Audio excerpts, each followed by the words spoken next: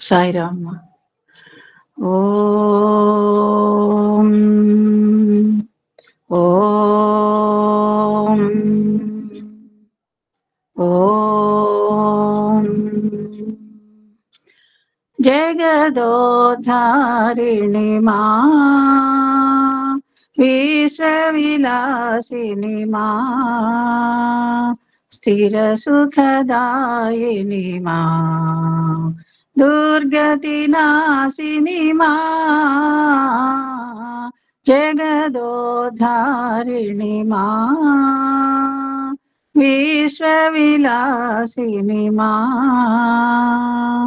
పతిపురీశ్వరి పార్వతి మా భవభయహారిణి భైరవి మా శాంభవి మా గౌరీ మా జయ పరమేశ్వరి జయ భువనేశ్వరి జయ పతీశ్వరి పార్వతి మా జయ పరమేశ్వరి జయ భువనేశ్వరి జయ పతీశ్వరి పార్వతి మా జగదోధారిణి మా విశ్వవిలాసిని మా స్థిర సుఖదాయిని మా దుర్గతి నాశిని మా జగదోధారిణి మా విశ్వవిలాసిని మా పతిపురీశ్వరి పార్వతి మా భవభయహారిణి భైరవి మా శాంభవి మా గౌరీ మా జయ పరమేశ్వరి జయ భువనేశ్వరి జయ పతీశ్వరి పార్వతి మా జయ పరమేశ్వరి జయ భువనేశ్వరి జయ పతీశ్వరి పార్వతి మా జగదోధారిణి మా విశ్వవిలాసిని మా. సాయిరామ్. సాయిరామ్. జననీ శివకామిని జయ శుభకారిణి విజయ రూపిణి జననీ శివకామిని జయ శుభకారిణి విజయ రూపిణి జననీ శివకామిని అమ్మవు నీవే అఖిల జగాలకు అమ్మలగన్నా అమ్మవు నీవే అమ్మవు నీవే అఖిల జగాలకు అమ్మలగన్నా అమ్మవు నీవే నీ చరణములే నమ్మిటి నమ్మా నీ చరణములే నమ్మిటి నమ్మా శరణము కోరిటి అమ్మ భవానీ జననీ శివకామిని జయ శుభకారిణి విజయ రూపిణి జననీ శివకామిని నీదరియున్నా తొలగు భయాలు నీదయయున్నా కలుగు జయాలు నీదరియున్నా కొలగు భయాలు నీదరియున్నా కలుగు జయాలు నిరతము మాకు నీడగ నిలచి నిరతము మాకు నీడగ నిలచి జయము నీయవే అమ్మా జయమునీయవే అమ్మ భవానీ జననీ శివకామిని జయ శుభకారిణి విజయ రూపిణి జననీ శివకామిని. సాయిరామ్. సాయిరామ్. యా దేవీ సర్వభూతేషు మాతృరూపేణ సంస్థితా నమస్తస్యై నమస్తస్యై నమస్తస్యై నమో నమః. ప్రేమ ప్రదాయని దుర్గతి నాశిని జగదీశ్వరి సాయి మా. ప్రేమ ప్రదాయని దుర్గతి నాశిని జగదీశ్వరి సాయి మా. जय माँ प्यारी माँ साई माँ. जय माँ प्यारी माँ साई माँ. आदिशक्ति शुभदायिनी जननी अरविंदलोचनी माँ. आदिशक्ति शुभदायिनी जननी अरविंदलोचनी माँ. तुम्हारी दर्श बिना सोना है जीवन, तुम्हारी दर्श बिना सोना है जीवन. कृपा करो साई माँ, कृपा करो साई माँ. जय माँ प्यारी माँ साई माँ. जय माँ प्यारी माँ साई माँ. प्रेम प्रदायनी दुर्गति नाशिनी जगदीश्वरी साई माँ. जय माँ प्यारी माँ साई माँ. आदिशक्ति शुभदायिनी जननी अरविंदलोचनी माँ.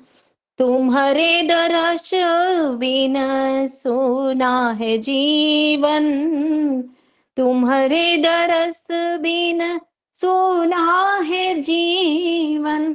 कृपा करो साई माँ. जय माँ प्यारी माँ साई माँ. जय माँ प्यारी माँ साई माँ. प्रेम प्रदायनी दुर्गति नाशिनी जगदीश्वरी साई माँ. साई राम. साईराम. जय जय देवी गिरिजामाता, जय जगदम्बे प्रणव स्वरूपिणी, अष्टभुजाङ्किता अखिलाधारिणी, जय योगीश्वर हृदय निवासिनी, जय योगीश्वर हृदय निवासिनी. जय जय देवी गिरिजा माता, जय जगदम्बे प्रणव स्वरूपिणी, अष्टभुजाङ्किता अखिलाधारिणी, जय योगीश्वर హృదయ నివాసిని జయ యోగీశ్వర హృదయ నివాసిని జయ జయ దేవి గిరిజా మాత.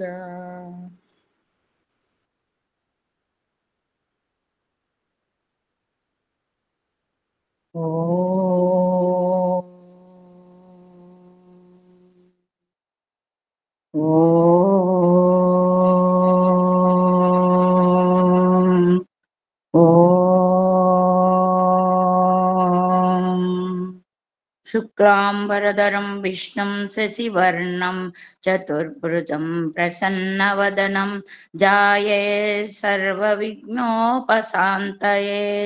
గురుర్బ్రహ్మా గురుర్విష్ణు గురుర్దేవో మహేశ్వరః గురుః సాక్షాత్ పరబ్రహ్మ తస్మై శ్రీ గురవే నమః. सर्वमङ्गलमाङ्गल्ये शिवे सर्वार्थसाधके शरण्ये त्र्यम्बके देवी नारायणी नमोऽस्तुते नारायणी नमोऽस्तुते. యుగావతారి ప్రేమావతారి అయిన భగవాన్ శ్రీ శ్రీ సత్యసాయి బాబా వారి ఈ రోజు గాయత్రి మాతగా పూజలు అందుకుంటున్న గాయత్రి మాత యొక్క చరణాల విందాలకు నమస్సుమాంజలు అర్పించుకుంటూ, మరి అదే విధంగా అహం సత్య బోధక వ్యవస్థాపకులైనటువంటి మల్లెల లక్ష్మీనారాయణ గారికి, వారి సతీమణి వరలక్ష్మి గారికి కూడా నా హృదయపూర్వక నమస్సుమాంజలు అర్పించుకుంటూ, మరి ఈ అవకాశం స్వామివారు మరి మల్లెల గురువు గారైన లక్ష్మీనారాయణ గారు నాకు సత్యం శివం సుందరం అనే పట్టణాన్ని రెండవసారి ఇవ్వడం వల్ల మరొకసారి వారికి ధన్యవాదాలు అర్పించుకుంటూ, మరి ఈ అహం సత్య బోధక వేదిక నందుటువంటి నా యొక్క సాయి కుటుంబ సోదరి సోదరుమణులకు అందరికీ కూడా నా హృదయపూర్వక నమస్సుమాంజలు తెలుపుకుంటూ అందరికీ సాయిరాం. మరి నిన్నను మన సాయి సోదరి చెప్పినది ఒకసారి మననం చేసుకుంటూ ఈ రోజు పఠనం చేసుకుందాం. సాయిరాం. స్వామివారి తన అవతార వైభవంలో ఎప్పుడు కూడా పునరుద్ధరణ చేయడం నిమిత్తమై అనేకమైన తీర్థయాత్రలు సలిపారు కొంతమంది భక్తులతో. ఆ విధంగా నిన్నను కాశీ యాత్రలో వారణాసిలో శివునికి విభూతిని దిద్ది అక్కడి నుంచి స్వామివారు వారందరినీ కూడా గంగాతో ప్రోక్షించి తర్వాత అక్కడ ఉన్నటువంటి అన్నపూర్ణ దేవిని, కాశీ విద్యాలయాన్ని, అదేవిధంగా ఏప్రిల్ 3ని అలహాబాద్లోని త్రివేణ సంగమంలో అక్కడ ఆ గంగా తీర్థాన్ని అందరికీ తన స్వహస్తంతో ప్రోక్షించినట్టుగా, అదేవిధంగా తర్వాత తిరుపతి వెళ్ళి అక్కడ కూడా విగ్రహారాధన యొక్క ఆవశ్యకతను, విశిష్టతను గూర్చి తనతో వచ్చిన భక్తులందరికీ తెలియజేస్తూ విగ్రహారాధన విశిష్టతను తెలిపారు. మరి అక్కడి నుంచి తిరిగి పుట్టపర్తి చేరిన తర్వాత నీలగిరి పర్వత శ్రేణుల్లో ఆ యొక్క పర్వత శ్రేణులకి పవిత్రమైన నామకరణం చేశారు. అక్కడి నుంచి స్వామివారు కొన్ని గ్రామాల్లో ఉన్నటువంటి భక్తులకి ఆచనకల్, అదే విధంగా ఇతలాల్ అనే గ్రామవాసులకి వారి యొక్క భక్తికి, జానపద గేయంతో వారు చూపించినటువంటి భక్తితో వారిని ఆశీర్వదించి అక్కడి నుంచి నీలగిరిలో ఉన్నప్పుడే స్వామివారు ఒకసారి మనందరం బద్రీ యాత్రకి వెళ్తామని దానికి అర్హత పొందినటువంటి భక్తుల యొక్క లిస్టును కూడా తయారు చేశారు. దాని నిమిత్తమై మే నెలాఖరు అంటే జూన్ 7వ తారీఖున రైలు ప్రయాణం అంటే ఢిల్లీ నుంచి ఢిల్లీకి చేరడానికి అక్కడ అప్పట్లో ఉత్తరప్రదేశ్ గవర్నర్ గారైన శ్రీ బి రామకృష్ణ రావు గారితో సంప్రదించి ఈ యాత్ర యొక్క విశిష్టతను గురించి భక్తులను కొంతమందిని తీసుకొని బయలుదేరారు. అక్కడికి చేరిన తర్వాత జూన్ 11వ తేదీన హరిద్వారలో బ్రహ్మగుండం దగ్గర గంగామాతకు మరి మన స్వామివారు, గవర్నర్ అయినటువంటి రామకృష్ణ గారు ఆ పవిత్ర స్థలములో యాత్రికులకు అక్కడ గంగాహారతిని చూస్తూ మరి అక్కడ భక్తులకు హస్తదాలనంతో విభూతిని వసంగించి వారి గంగోతకాన్ని అక్కడ ఉన్న పావన గంగను కూడా అందరి భక్తుల పైన ప్రోక్షించారు. ఇది నిన్నటి వరకు సాయి సోదరి చెప్పారు. మరి ఈ రోజు పట్టణం నాది పాత పుస్తకం 201 పేజీ సాయిరాం. అంటే మరుదినము అంటే జూన్ 12 తమను వెంబడించు భక్తులనందరినీ గుమిగూర్చి తమతో పవిత్ర బదరీ యాత్ర సల్పగల భాగ్యం వారికి కలిగినదని జ్ఞాపకం చేశారు. అంటే తనతో తీసుకున్న భక్తులు వాళ్ళందరూ పూర్వజన్మ సుకృతం కట్టి వాళ్ళందరూ కూడా తమతో అంటే సాక్షాత్ భగవంతునితో బయలుదేరారనే విషయాన్ని మరొకసారి రుజువు చేశారు.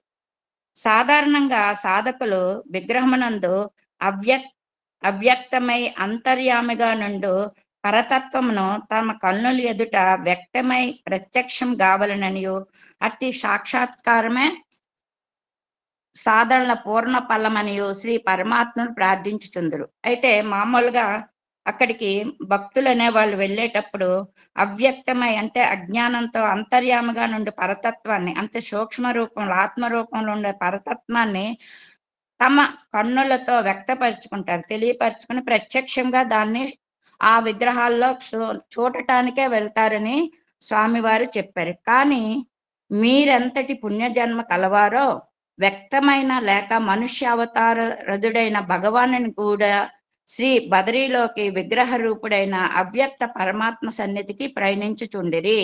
కానీ నాతో వస్తున్న మీరు మాత్రం ఎంతో పుణ్యంతో వ్యక్తమైన అంటే మనుష్య అవతారంలో సాక్షాత్తు స్థూల రూపంలో ఉన్న భగవానుని తో కూడి బదరీ విగ్రహ రూపంలో ఉన్న సూక్ష్మ రూపంలో ఉన్న పరమాత్మ సన్నిధికి ప్రయాణించుచున్నారు అని బాబావారు భక్తులతో చెప్పగా భక్తులందరూ శ్రీ స్వామి వాక్యములకు పులకాంక్షిత గాత్రులేరు, ఎంతో ఆనందాన్ని పొందారు. భక్తులను గొనిపోవచుండు పరమ పావన బదరీ క్షేత్రమందలి మారుమూలలతో కూడు అన్నియు తమకు క్షేత్రము చిరపరిచితమైనట్లు సవీరంగా వర్ణించి చెప్పాను. అయితే ఈ బదరీ క్షేత్రంకి వెళ్ళేటప్పటికి మార్గ మధ్యంలో ఉన్న ప్రతి చిన్న అంటే మారుమూల ప్రాంతాలన్నీ కూడా ఎప్పుడో ఒకసారి అన్ని సందర్శించి మళ్ళీ దాని గురించి చెప్పినట్లుగా స్వామివారు వర్ణించి చెప్పుచుండెను.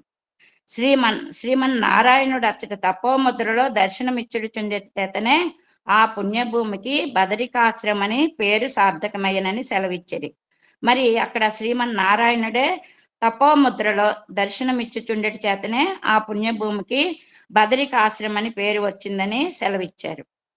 అప్పుడు యాత్రికుల్లో నొక్కరగు శ్రీ ఎన్ కస్తూరి గారికి శ్రీ బాబావారు 3 సంవత్సరముల క్రిందట చిత్రావతి నది ఇసుకలో తపోవన ప్రాముఖ్యతను తత్స్థాపన గూర్చి వివరించిన విషయంలో మనోపలకమున ప్రకాశించను. అయితే అంతకుముందు చిత్రావతి నది ఇసుక ప్రాంతంలో స్వామివారు తను తపస్సు చేయన ప్రాంతం బదరీలో మిమ్మల్ని తీసుకొని వెళ్తానని చెప్పే విషయాన్ని కస్తూరి గారికి గుర్తు వచ్చిందనమాట. అది మరలా గుర్తు చేసుకున్నారు. మరియు శ్రీ బాబావారు బదరీ పరిశ్రమల్లోని చిన్న చిన్న క్షేత్రములను పూర్వం ఎవరికి తెలియని బదరీ క్షేత్ర పవిత్ర రహస్యములను వర్ణించి చెప్పారు. అయితే మామూలుగా భక్తులు వెళ్ళేటప్పుడు అక్కడ కొన్ని క్షేత్రాల గురించే ముఖ్యమైన వాటి గురించే చెప్తారు. కానీ స్వామివారితో వెళ్ళిన ఈ భక్తుల యొక్క పుణ్యఫలం వల్ల ప్రతి చిన్న క్షేత్రం గురించి దాని యొక్క విశేషాలను రహస్యాలను వర్ణించి చెప్పిరి. ఉదాహరణకు క్షేత్ర మహత్యమును తెలుపు ఏ గ్రంథంలోనూ వెల్లడి చేయబడని విషయములను ప్రకాశపరిచిరి. అయితే ఇటువంటివన్నీ కూడా ఏ గ్రంథంలోనూ కూడా స్వామివారు చెప్పినటువంటి విషయాలు లేకపోయావంట. పూర్వము శ్రీ శంకరాచార్య స్వామివారు కైలాసము నుండి పంచలింగములను తెచ్చిరి. అవి బదరి, పూరి, శృంగేరి, ద్వారక, చిదంబరం ఈ 5 క్షేత్రములో ప్రతిష్ఠించినవి అని చెప్పారు. అంటే శంకరాచార్య వారి కైలాసం నుండి 5 లింగాలను తెచ్చారు. వాటిని బదరీలోను, పూరి, శృంగేరి, ద్వారక, చిదంబరం అనే 5 క్షేత్రములో ప్రతిష్ఠించారు అని బాబావారు ఆ రాత్రి సమయంలో భక్తులందరికీ సెలవిచ్చారంట. వారి వెంటనున్న యాత్రికులు హృదయ క్షేత్రములలో ప్రతిష్ఠించిన ఆ రాత్రి శ్రీ బాబావారు సెలవిచ్చేది. వారు చెప్పే విధానం వల్ల భక్తుల యొక్క హృదయ క్షేత్రంలో అవన్నీ ప్రతిష్ఠించి కన్నులకు కనబడినట్టుగా సెలవిచ్చారంట. వారి వెంటనున్న యాత్రికుల హృదయ క్షేత్రములలో మరియు ప్రార్థన, పరస్పర సహోదర భావము, ప్రేమపూర్వక సేవాభావం అని బీజములు నాటెను.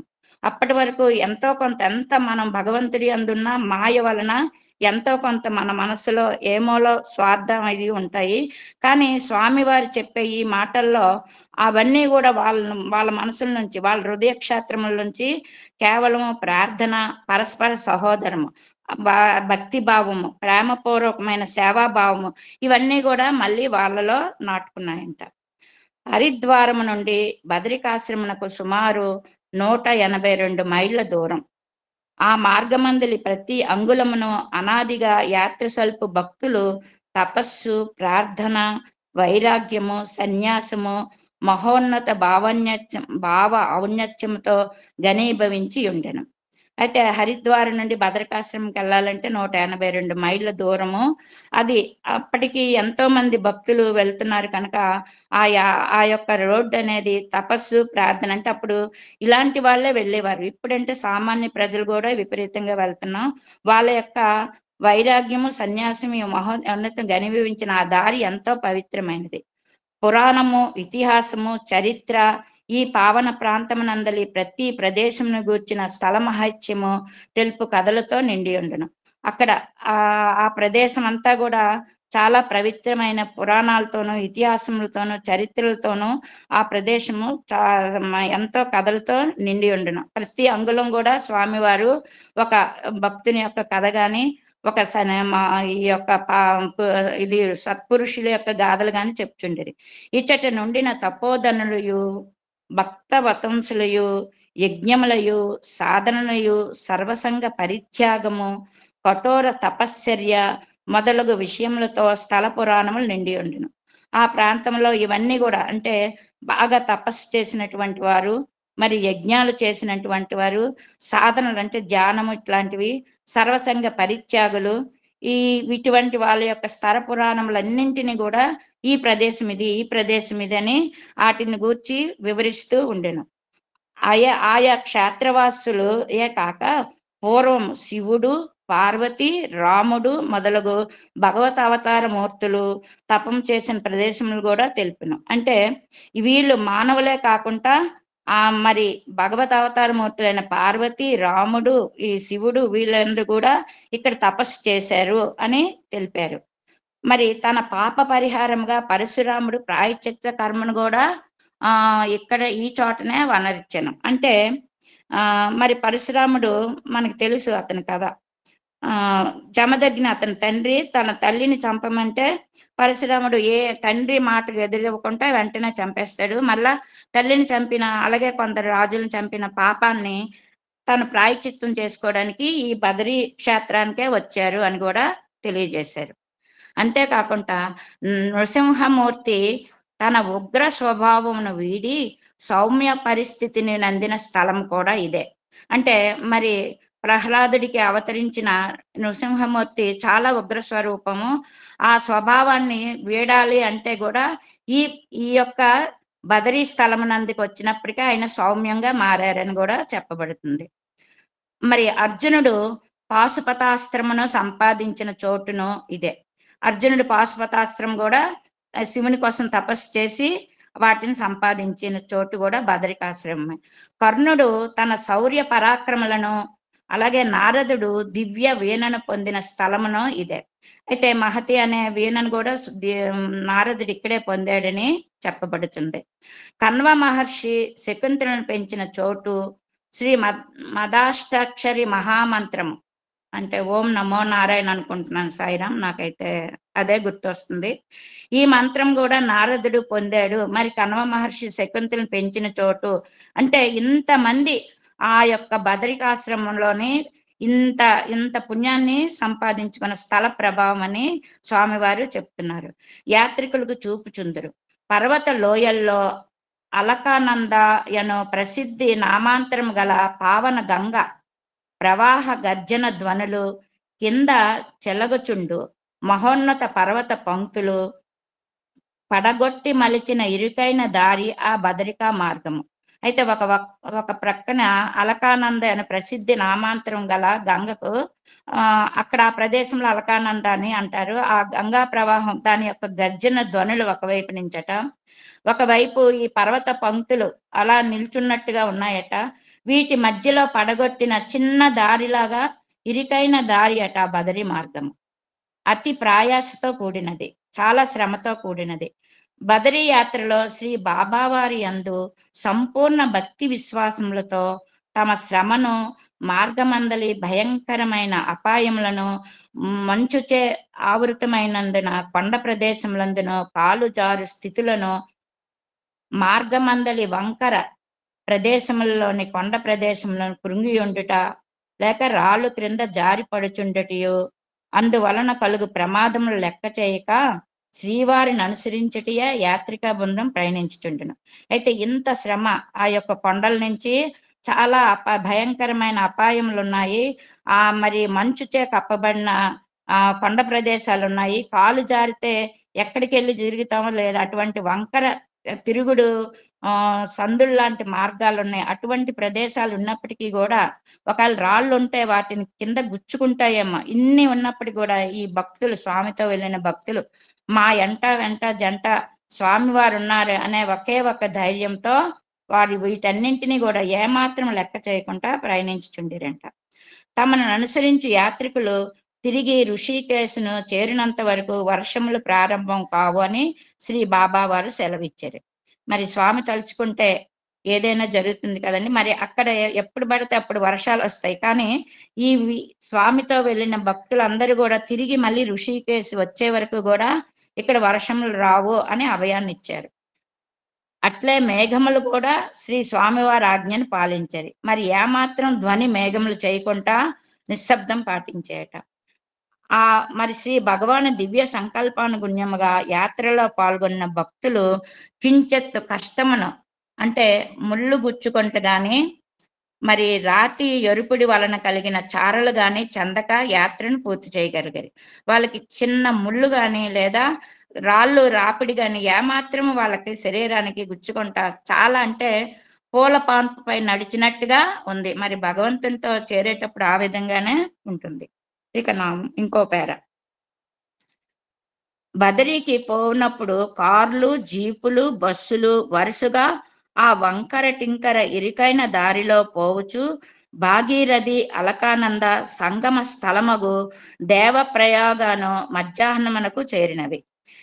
ఇక వీళ్ళు వెళ్ళినటువంటి జీపులు, బస్సులు ఇవన్నీ కూడా ఆ వంకర టింకర, అంటే మరి ఊటీ మనం తిరుపతి వెళ్ళేటప్పుడు ఎలాంటి రోడ్లు ఉంటాయో అలాంటి రోడ్ల పైన భాగీరథి అలకానంద సంగమ స్థలంకి వచ్చి అక్కడ దేవప్రయాగ అంటారంట, అక్కడికి వచ్చి చేరి ఉన్నాయి. శాస్త్రములలో చెప్పినట్లుగా పుణ్యక్షేత్రము, తీర్థయాత్రలోని ఆధ్యాత్మిక అభిరుచిని, శాస్త్ర నమ్మకమును, తమ భక్తుల హృదయములను తన్మూలమైన సర్వజనుల హృదయములను నాటుకున్నట్లు చేసి ఆచరణలో పెట్టింపవలనటియే శ్రీ బాబా వారి ఈ భద్రయాత్ర సంకల్పించట్లో గల అంతర్యము అని కొంతమంది అనుకున్నారు. అంటే మనకి శాస్త్రాల్లో, అంటే ఈ దేవుడు ప్రతి వారి హృదయాల్లో ఆత్మస్వరూపుడే ఉన్నారు. మరి ఈ యాత్రలు ఎందుకు అని నాబోటి వాళ్ళకి అనుమానాలు వస్తుంటాయి. కనుక ఈ యొక్క క్షేత్రంలో మరి చెప్పినట్లుగా ఆ పుణ్యక్షేత్రాలు కూడా దర్శించడంలో తప్పేమీ లేదు. అక్కడ వెళ్ళి ఆ విషయాలను సేకరించాలి అనే విషయాన్ని స్వామి వారు వాళ్ళందరికీ నిరూపించడానికే, అంటే శాస్త్రాల్లో చెప్పినవి, ఆధ్యాత్మిక మార్గంలోని చెప్పినటువంటి రెండింటినీ కూడా అనుసరించాలి అని చెప్పి అతని సంకల్పం అవుట చేతనే ఈ వైదిక ధర్మంలో ఈ యొక్క అవతార వైభవంలో ఈ యాత్రలు సలిపారని కొంతమంది స్వామి యొక్క అంతరార్థాన్ని గుర్తించినట్లుగా అనుకుంటున్నారు. వారి యాత్రా సంకల్పంలో అది ఒక భాగమగును. శాస్త్ర విశ్వాసము, దైవ విశ్వాసము రెండును ముఖ్యమని బాబా సెలవిచ్చెను. శాస్త్రాన్ని మనం నమ్మాలి, దైవాన్ని నమ్మాలి. ఈ రెండింటిని సమతుల్యంగా మనం తెలుసుకోవాలనేది బాబా అక్కడ భక్తులందరికీ సెలవిచ్చారు. సత్యసాయి ఎడ్యుకేషన్ కూడా అదేనమ్మా, సైన్స్ అండ్ స్పిరిచువాలిటీ. అదే సాయి విద్యా విధానం కూడా science and spirituality, 2 wings of the world and 2 rights. అవును సాయి. అందుకే స్వామి ఆధ్యాత్మిక విద్యతో పాటు లౌకిక విద్య కూడా నేర్పిస్తూ ఉన్నారు స్వామి స్కూళ్ళలో. తర్వాత గార్వల్ రాజులకు ముఖ్య పట్టణమగు శ్రీనగరు అని ఉంది ఇక్కడ. శ్రీనగరులోనికి ప్రవేశించుటకు పూర్వము అచ్చట పావనగంగ తీర్థములో స్నానము గావించి ప్రతి భక్తునికి ఆజ్ఞాపించును. అయితే ఈ గార్వల్ అనే రాజులు ముఖ్య పట్టణమైన శ్రీనగర్లోనికి ప్రవేశించేటప్పుడు అక్కడ పావనగంగా తీర్థంలో తనతో వచ్చిన భక్తులందరినీ స్నానం చేయవలసిందిగా ఆజ్ఞాపించారు. ఆ రాత్రి అచ్చట యాత్రిక బృందాన్ని విశ్రాంతి తీసుకోమన్నారు. ఆ శ్రీనగర్లోని ప్రజలకు శ్రీ బాబావారి ఆగమనం గూర్చి ముందుగా తెలిసి ఉన్నందున గుంపులుగా శ్రీ స్వామివారి ఆ కొండ జాతిలో స్వాగత సత్కారములు అసంగి వారికి స్వాభావికమైన టిబిటన్ నాట్యమును గానమును ఏర్పాటు చేసిరి. అక్కడ వాళ్ళకి స్వామివారు వస్తున్నారని తెలుసుకొని అక్కడ భక్తులందరూ కూడా, ఈ టిబిటన్లు అనే వాళ్ళందరూ కూడా గుంపులుగా వచ్చి వారి యొక్క టిబిటన్ నాట్యాన్ని గానాన్ని స్వామి అందు ఏర్పాటు చేశారు. ఆ రాత్రి శ్రీవారి అనుగ్రహంనకు పాత్రులైరి. శ్రీ బాబా వారందరికీ ప్రత్యేకముగా దర్శనమసంగి ధన్యులు చేసిరి. వారందరికీ కూడా అనుగ్రహాన్ని ప్రసాదించారు. ఇక జూన్ 13వ తేదీ సకటములన్నీ అంటే వీళ్ళు తెచ్చుకునే జీపులు, బస్సులు ఇవన్నీ కూడా జోషి మఠం వైపు ప్రయాణించి గమ్యం చేరిన, అంటే వాళ్ళు అనుకున్న బదరి చేరుతున్నారు. ఆ ప్రదేశం నుండి మోటార్లు మొదలగు సకటములు పోజాలవు.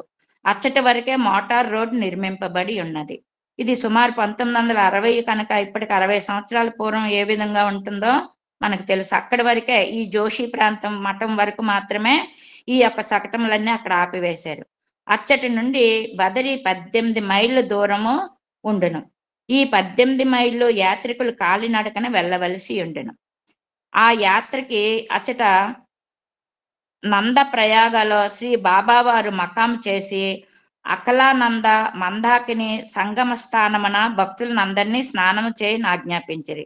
మరలా ఇక్కడ వీళ్ళందరికీ కూడా ఆ రాత్రి అచ్చట నంద ప్రయాగలో బాబావారు అందరికీ మకాం చేసి అక్కడ అలకానంద మందాకిని అనే 2 తీర్థాలు ఉన్నాయి, వాటిలో స్నానం చేయాలని భక్తులందరికీ ఆజ్ఞాపించారు.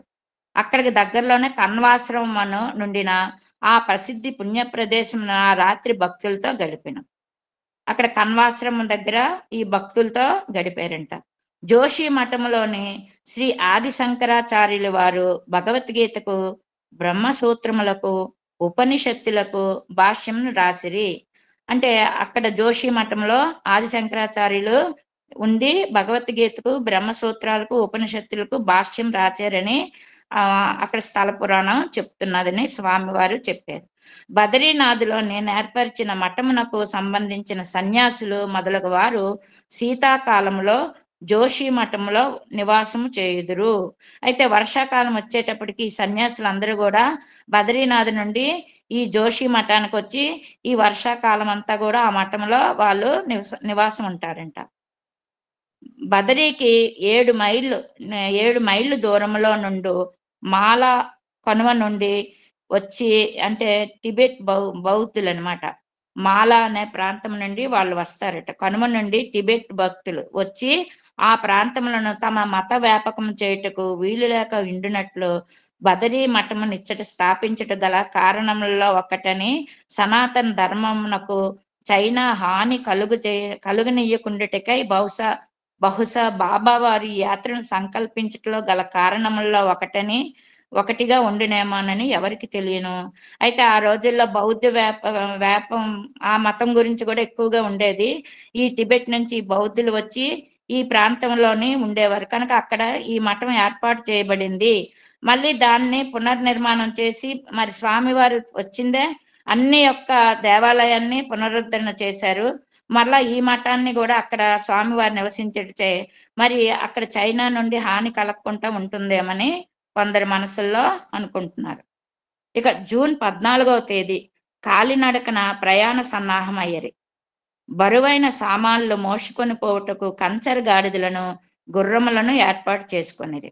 నడువలేని వయస్సు చెల్లిన వారికి దండీలు మొదలుగా ఏర్పాటు చేయబడిన.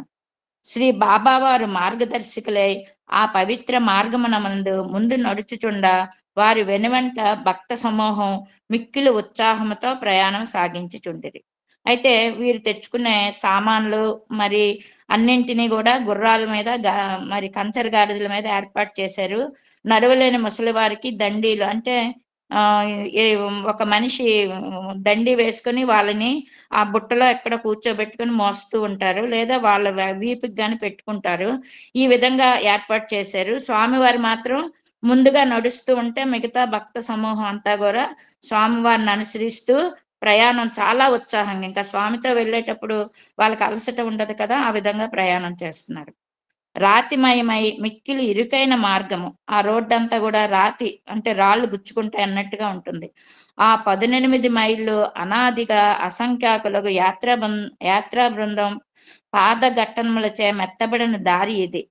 ఎగశ్వాసను కలిగించు ఎక్కుడు ప్రదేశములతోనూ వంగి జాగరూకతతో దిగవలసిన దిగుడు ప్రదేశములతోనూ మార్గం కడవరకు అచ్చటచ్చట బండలు పడుటయు మొదలగు అపాయములను యాత్రికులకు హెచ్చర చేయుటకై స్థాపింపబడిన గుర్తులు కలిగి ఉండును. అక్కడ ఎక్కువ అంటే నిచ్చెన ఎక్కితే ఎలా ఉంటుందో ఆ విధంగా ఎగశ్వాసతో ఎక్కవలసిన ప్రదేశాలు ఉన్నాయి, మరి వంగని దిగవలసిన ప్రదేశాలు ఉన్నాయి. ఇంకా అంతేకాకుండా వీళ్ళు నడుస్తుండేటప్పుడు బండలు కూడా పడుతుంటాయి. ఇటువంటి అపాయమైన పరిస్థితులను గుర్తులు అక్కడ చూపిస్తూ మంచుచే ఆవరింపబడిన కొండ శిఖరములపై వాలి ఉండినట్లు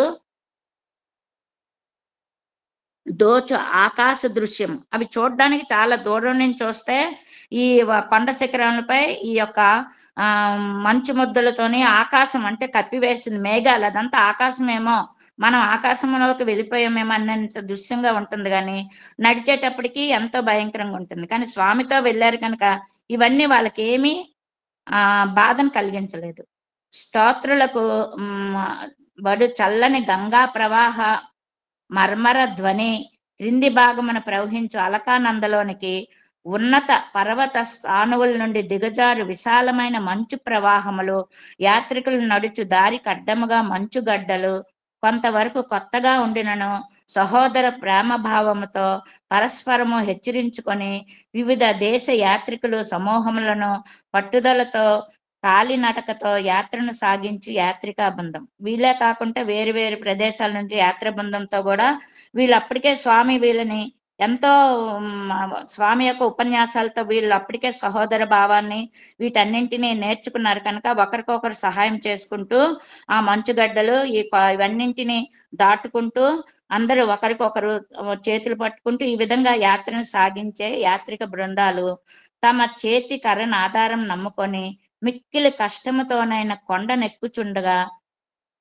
ముదుసర్రు అంగవైకులు గలవారు కేవలము వృద్ధాప్యం చేతనే మరి ఏ ఇతర కారణముల చేతనో నడవలేక దండి మొదలగు వాహక విశేషములతో కూర్చుండి ఉండ అట్టి వారి చెమటలు కారుచుండ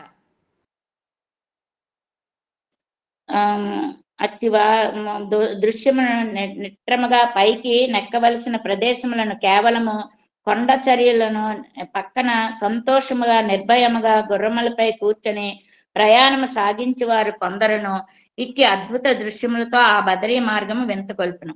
కొందరు మనుషుల పైన బుట్టల్లోని ప్రయాణిస్తున్నారు, ముసలి వాళ్ళు అంగవైక్యం గలవారు. కొందరు గుర్రాల పైన వెళ్తున్నారు. కొందరు ఒకరి నుంచి ఒకరు పట్టుకొని కర్రల ఆధారంగా ఎంతో ఉత్సాహంగా ఆ మార్గంని ముచ్చటి గొలుపుతూ అందరూ కూడా ఆ మార్గం గుండా వెళ్తున్నారు. ఆనాడు 11 మైళ్ళు యాత్ర బృందంతో శ్రీ బాబావారు కాలినడకన ప్రయాణించి లంబాగర్ను చేరిరి. అప్పటికి సుమారు 11 మైళ్ళు నడిచిన తర్వాత లంబాగర్ అనే ప్రదేశానికి చేరారంట. ఆ రాత్రి అచ్చట విశ్రమించిరి. స్వామివారు అందరినీ కూడా ఇక్కడ విశ్రాంతి తీసుకోండి అని 11 మైళ్ళ తర్వాత లంబాగర్లో ఏర్పాటు చేశారు. జూన్ 15వ తేదీ ఉదయం మిగతా దూరం ప్రయాణం చేసి మార్గ మధ్యమున కొంత ఆలస్యం అయినప్పటికీ మధ్యాహ్నం లోపల గమ్యస్థానం చేరిది. భక్తులు శ్రీ బాబావారి గుర్రమునెక్కి ప్రయాణం సాగింపుడని ఎంత ప్రార్థించిననో వారి ప్రార్థనలు బాబా అంగీకరించలేదు. కాలినడకతోనే బదరీ క్షేత్రమును చేరిన భక్తులు ఎంతో వేడుకున్నారు, స్వామి మీరు గుర్రాన్ని ఎక్కండి, మేము నడుస్తాం మీ వెంట అని చెప్పిన స్వామివారు ఆ వీళ్ళతో పాటు అంటే భక్తులతో పాటుగానే ఈ 18 మైళ్ళు కూడా నడిచారంట. ఈ దుర్గమ మార్గమును సలుపుట అలసట పొందచున్న భక్తులను అందరినీ ఉత్సాహపరచుచు కొందరి దండీలు నెక్కమని, మరి కొందరిని గుర్రములు ఎక్కుడని, ఇంకనో కొందరిని అధికోత్సాహం తగ్గించుకొని సలహానిచ్చెను. అంటే చాలా మంది నడవలేని వాళ్ళకి గుర్రాలను స్వామివారే దగ్గరుండి ఎక్కించారు.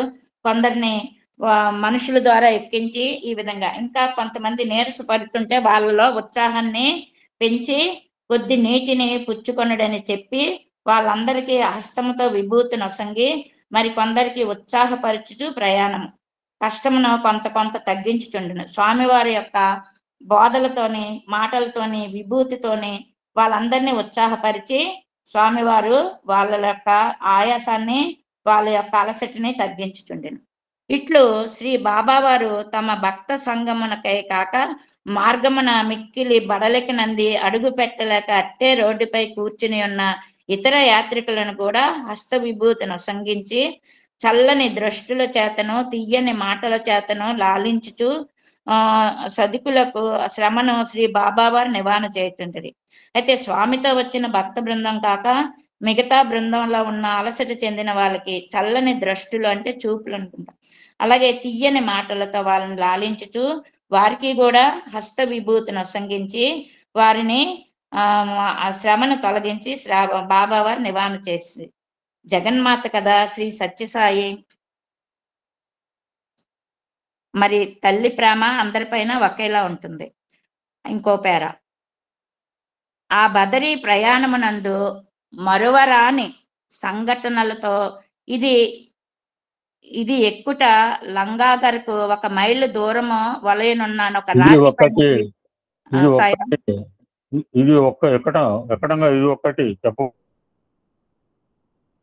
శ్రీ సత్యసాయి. ఇది ఆ బదరీ ప్రయాణమునందు అని ఉంది సాయిరాం. ఎగ్జాంపుల్ అమ్మా ఇంగ్లీష్ లో. అవునవును, అవును సాయిరాం. అవును, అంటే అందరి పందు కూడా తన ప్రేమని సాయిమాత యొక్క 1000 తల్లుల ప్రేమ కనుక తన బృందాన్నే కాకుండా మిగతా బృందాలపైన అలసటను కూడా స్వామివారు తీర్చారు.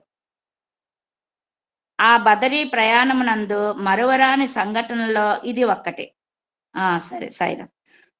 లంబాగరకు 1 మైలు దూరము వలయనున్న ఒక రాతిపై శ్రీ బాబావారు విశ్రమించి ఉండ భక్త సముదాయము చుట్టూను కూర్చుని ఉండగా, అంటే ఒక రాతిపై స్వామివారు కూర్చున్నారు. అక్కడ ఈ సమూహంగా ఈ బృందం వారందరూ కూడా కూర్చుని ఉండగా ముందు మిక్కిలి కష్టమైన నెక్కుడు నున్నందున కొంత విశ్రాంతి భక్తులు కలిగింప ఆహ్లాదకరమైన పురాణ గాథనొక్కదాన్ని శ్రీ బాబావారు సెలవిచ్చుచుండినప్పటి దృశ్యం అది. అంటే అక్కడికి ఇంకో మైలు దూరం ఉంది, అది చాలా కష్టమైందని స్వామికి తెలుసు కదా, కనుక వీళ్ళలో అలసటను తగ్గించడానికి ఆ రాతి పైన కూర్చొని దాన్నంతటినీ మర్చిపోయినట్టుగా ఒక మంచి పురాణ గాథని చెప్తున్నారంట. ఆ దృశ్యం ఎంతో మరువురానిది కదా. అట్టి సమయమన్నే అనేక మంది యాత్రికులు ఆ మార్గమును పోవుచుండిరి. కానీ తమ ప్రయాణ శ్రమ చేత ఎదుటనే ఉన్న శ్రీ భగవానుని గుర్తించలేకపోవచుండిరి. అంటే మిగతా బృందం వారు ఎవరి హడావుల్లో వాళ్ళు ఉంటారు కదా, ఎవరి దారిని వాళ్ళు ఇక్కడ భగవాన్ని చూసి చూడనట్లుగా ఈ జగత్ప్రభుని గుర్తించలేక వాళ్ళు ఉండిరి. అందులో ఒక్క ముదితి శ్రీ బాబాను సమీపించి కనురప్ప వాల్చగా చూచి భక్తిపూరిత హృదయమై శ్రీ పాద మహిమను నిధివరకే గ్రహించి ఉండుటి చేత శ్రీ బాబా నీ పాదములకు ప్రణమిల్లెను. ఆమె అందులో ఒక ముసలిది మాత్రం ఇతని యొక్క వర్చస్సును చూసి ఇతను మా సామాన్యుడు కాదు అని ఎంచి అతని పాదాలకి ప్రణమిల్లిందట. ఆమె ధీర హృదయం కలది. శ్రీ బాబావారు బదరీనాథ్కు పోవచున్నారనే విషయం ఆమె గుర్తించి శ్రీ స్వామివారి భక్త సంఘంలో తన్నొక దానిగా పరిగ్రహించి ఎట్టులైన యాత్ర తనచే పూర్తి చేయింపుడని మిక్కిలి ప్రార్థించెను. ఇంకా నేను నడవలేను, మీరే దయతో నన్ను మీ బృందంలో కలుపుకొని తీసుకువెళ్ళండి, నేను ఆ శ్రీమన్నారాయణ దర్శించాలని ప్రార్థించిందట. శ్రీవారు ఆమెను ఉద్దేశించి ఇచ్చటనే నీకు బద్రీనాథుని దర్శనమయ్యను కదా, నీకు దర్శనం ఇచ్చటికే నేను ఎంతసేపు వేచి ఉంటిని. చూడండి, స్వామివారు భక్తుల యొక్క మనసుల్లోనే స్వామివారు తన భక్తుల్ని సేద తీర్చడానికే కాక ఈమె యొక్క తన యొక్క ఆర్తిని కూడా గుర్తించి ఆమెకు దర్శనం ఇవ్వడానికే స్వామి అక్కడ వేచి ఉన్నానని చెప్పారు. నా తోడ వచ్చిన అచ్చటను ఎంతకంటే నెక్కుడుగా నేమి పొందగలవు? నా తోడ అంటే నన్నే నువ్వు దర్శించుకున్నావు, ఇంకా నా తోడ వచ్చి అచ్చట ఇంకేం చూస్తావు అని స్వామివారు చెప్తున్నారు. సౌఖ్యముగా బయలుదేరి పొమ్ము, ఈ ప్రసాదం నీ వెంట తీసుకుని పొమ్ము అని సెలవిచ్చేది. శ్రీ భగవాని అనుగ్రహము సంకల్పము లేనిదే ఎవ్వరూ వారి దరి చేరగలరు. అది అంటే ఆమె యొక్క ఆర్తి స్వామిని ఆ విధంగా ఆ రాతిపై కూర్చుండబెట్టి ఆమెకి మానవ స్థూల రూపంలో దర్శనాన్ని నొసంగించారు స్వామి. లాస్ట్ పేర చదివి ఆపేస్తాను. జూన్ 15-16 తేదీలు శ్రీ బదరీనాథునికి భక్తులు వారి వారి ఇష్టానుసారము పూజలు వగైరా జరుపుకొనవచ్చునని ఆజ్ఞనిచ్చి శ్రీ బాబా వారి మహత్యమును విని దర్శనార్థం వచ్చిన బదరీనాథాలయ ధర్మకర్తలు, ప్రభుత్వ ఉద్యోగులు, సైనిక ఉద్యోగులకు శ్రీ బాబా వారు ప్రత్యేక సందర్శనలు ఇచ్చుచుండేది, అందరినీ తృప్తిపరచుచుండేది. 17వ తేదీ బాబావారు హారతికి శ్రీ బదరీనాథ ఆలయమునకు ఇచ్చేసిరి. అంటే అక్కడ భక్తులకు ఈ 15-16 తేదీల్లో మీరు ఏ విధంగా మొక్కుకుంటారో మీ మొక్కులన్నీ తీర్చుకోండి అని చెప్పారు. మరి స్వామివారు అక్కడున్న ధర్మకర్తలకి, ప్రభుత్వ ఉద్యోగులకి, సైనిక ఉద్యోగులకి ప్రత్యేక సందర్శనలు ఇచ్చారు. అదే విధంగా 17వ తారీఖు నాడు బాబావారు బదరీనాథుని ఆలయమునకు హారతికి ఇచ్చేసిరి. అచ్చటి నుండి మోటారులో వెడలి బదరీనాథ్ వైద్యాలయమును నూతనముగా స్థాపించుటకు ఎక్స్రే సాధనకు ప్రతిష్ఠ చేసిరి. అక్కడ ఆసుపత్రిలో నిర్మాణం జరుగుతున్న ఎక్స్రే సాధనానికి ఇతను దాన్ని సాధనను ప్రతిష్ఠ చేశారు. మన హృదయ గృహాల్లోని చీకటి మూలల్లో దాక్కుకొని ఉండిన మన భావములకు అవలీలగా ఎక్స్రే అంటే ఎక్స్రే వల్ల లోపల మన భాగాలన్నీ కూడా ఎలా అయితే కనబడతాయో అలాగే మన హృదయ గృహాల్లోనున్న మన చీకటి మూలల్లో దాక్కుని ఉన్న మన భావాలన్నీ కూడా తమ దివ్య దృష్టి చేత తీయగల ప్రభు మన స్వామి. ఈ ఎక్స్రేలు అయితే మన భాగాలను తీయగలవు, కానీ మన మనసులో ఏ మూల ఏమి ఉన్నది అనేది స్వామి వారికి తెలుసు అని తెలుపుతున్నారు. శ్రీ బాబా భగవానుడు ఆ వైద్యాలయంలో ప్రథమగా ఎక్స్రే చికిత్స అందునట్లు ఆ వైద్య నిలయపు అధికారికి గావించిన విన్నపము ఆలకించి అతని ఫోటో తీయటికే బటన్ నొక్కాను. ముందుగా ఆ వైద్యాధికారికే ఎక్స్రే తీయడానికి స్వామివారు బటన్ నొక్కారు. సాయిరాం ఆపేయమంటారా? సాయిరాం నెక్స్ట్ పేజ్ కూడా చదవండి. చదివమంటారా? Okay sir. 2 పేరాలు ఉన్నాయి, చదవండి. 17వ తేదీ భక్తులు మానసములు ఆధ్యాత్మికంగా శక్తితే పూరింపజేయుటకై బాబా వారిచే సంకల్పితమైన పవిత్ర దినము. ఆనాడు ఉదయము శ్రీ బదరీనారాయణుని అభిషేకము జరుగుచుండే. అయితే 17వ తారీఖు నాడు ఈ భక్తులంతా చాలా ఆనందంగా, ఇంకా మరి మనం తీర్థయాత్రలకు వెళ్ళేటప్పుడు కానీ పుట్టపర్తి వెళ్ళేటప్పటికి మన మనసులో ఇంటి పైన విషయాలు ఏవి ఉండవు. ఇంకా స్వామితో వెళ్తే ఇంకా వాళ్ళ యొక్క హృదయాలు ఎలా ఉంటాయో మనకంతా ఆధ్యాత్మికతోనే నిండి ఉన్నాయి వాళ్ళ హృదయాలు. మరి ఆ రోజు బదరీనారాయణకు అభిషేకం జరుగుచుండ విగ్రహమునకు ఎదుటిగా కూర్చొని తిలకించుచుండిన శ్రీ బాబా శంఖ చక్ర గదా పద్మములు ధరించు కన్నులకు మిరుమిట్లు గొల్పు దివ్య రూపంతో శ్రీ బదరీనారాయణ దివ్య తేజమే అట్లు సాక్షాత్కరించిన అన్నట్లు శ్రీ బదరీనారాయణ విగ్రహమును సృష్టించిరి. ఒక చిన్న విగ్రహాన్ని స్వామి సాక్షాత్తు శ్రీమన్నారాయణుడే ఉన్నారా అన్నట్లుగా సృష్టించారట. మరి ఒక నిమిషంలో నేత్ర పర్వం మనరించు సహస్ర దళ కనక కమలమును సృజించెను. సహస్రదళ కమలాన్ని సృజించారట. శ్రీ భగవానుడు ఎందులకై ఈ హిమకమలమును సృజించెనో అని భక్తుల ఆశ్చర్య వివసులగుచుండగా శ్రీ బాబావారు హస్తచాలన చేయు ఆ బదరీ ఆలయంలోని శ్రీ ఆది శంకరాచార్య ప్రతిష్ఠితమైన శివలింగమును శ్రీ బాబావారి కరకమలమున ప్రత్యక్షమయ్యను. అంటే ఆ రోజు శంకరాచార్యులు వారు స్థాపించిన శివలింగాన్ని తీశారంట. శ్రీ శివలింగమును హేమ కమల కర్ణికి అందించారు. దాని యొక్క ఆ పుష్పం యొక్క మధ్యలో పెట్టారు. వెండి తట్టలో పెట్టి స్వామివారి వసతి గృహమునకు వెడలిపోయారు. ఆ వాటన్నింటిని అంటే శ్రీమన్నారాయణ విగ్రహము, అదే విధంగా కమలము, 1000 రేకులున్న కమలాన్ని, మరి శివలింగాన్ని కూడా ఒక వెండి తట్టలో పెట్టి వసతి గృహానికి వెడలారంట. వసతి గృహమున భజన చేయు భక్తులకు ఆజ్ఞాపించు నారాయణ వైభవం సూచకములకు కీర్తనలు భక్తులు పాడుచుండా శ్రీ బాబావారు నేలపై నుండి శివలింగమును అభిషేకాదులనర్చి మరలా పూర్వస్థానముకు చేర్చదమనుచు ప్రతి భక్తుని దగ్గరికి స్వయముగా లింగమును తెచ్చి చూపును.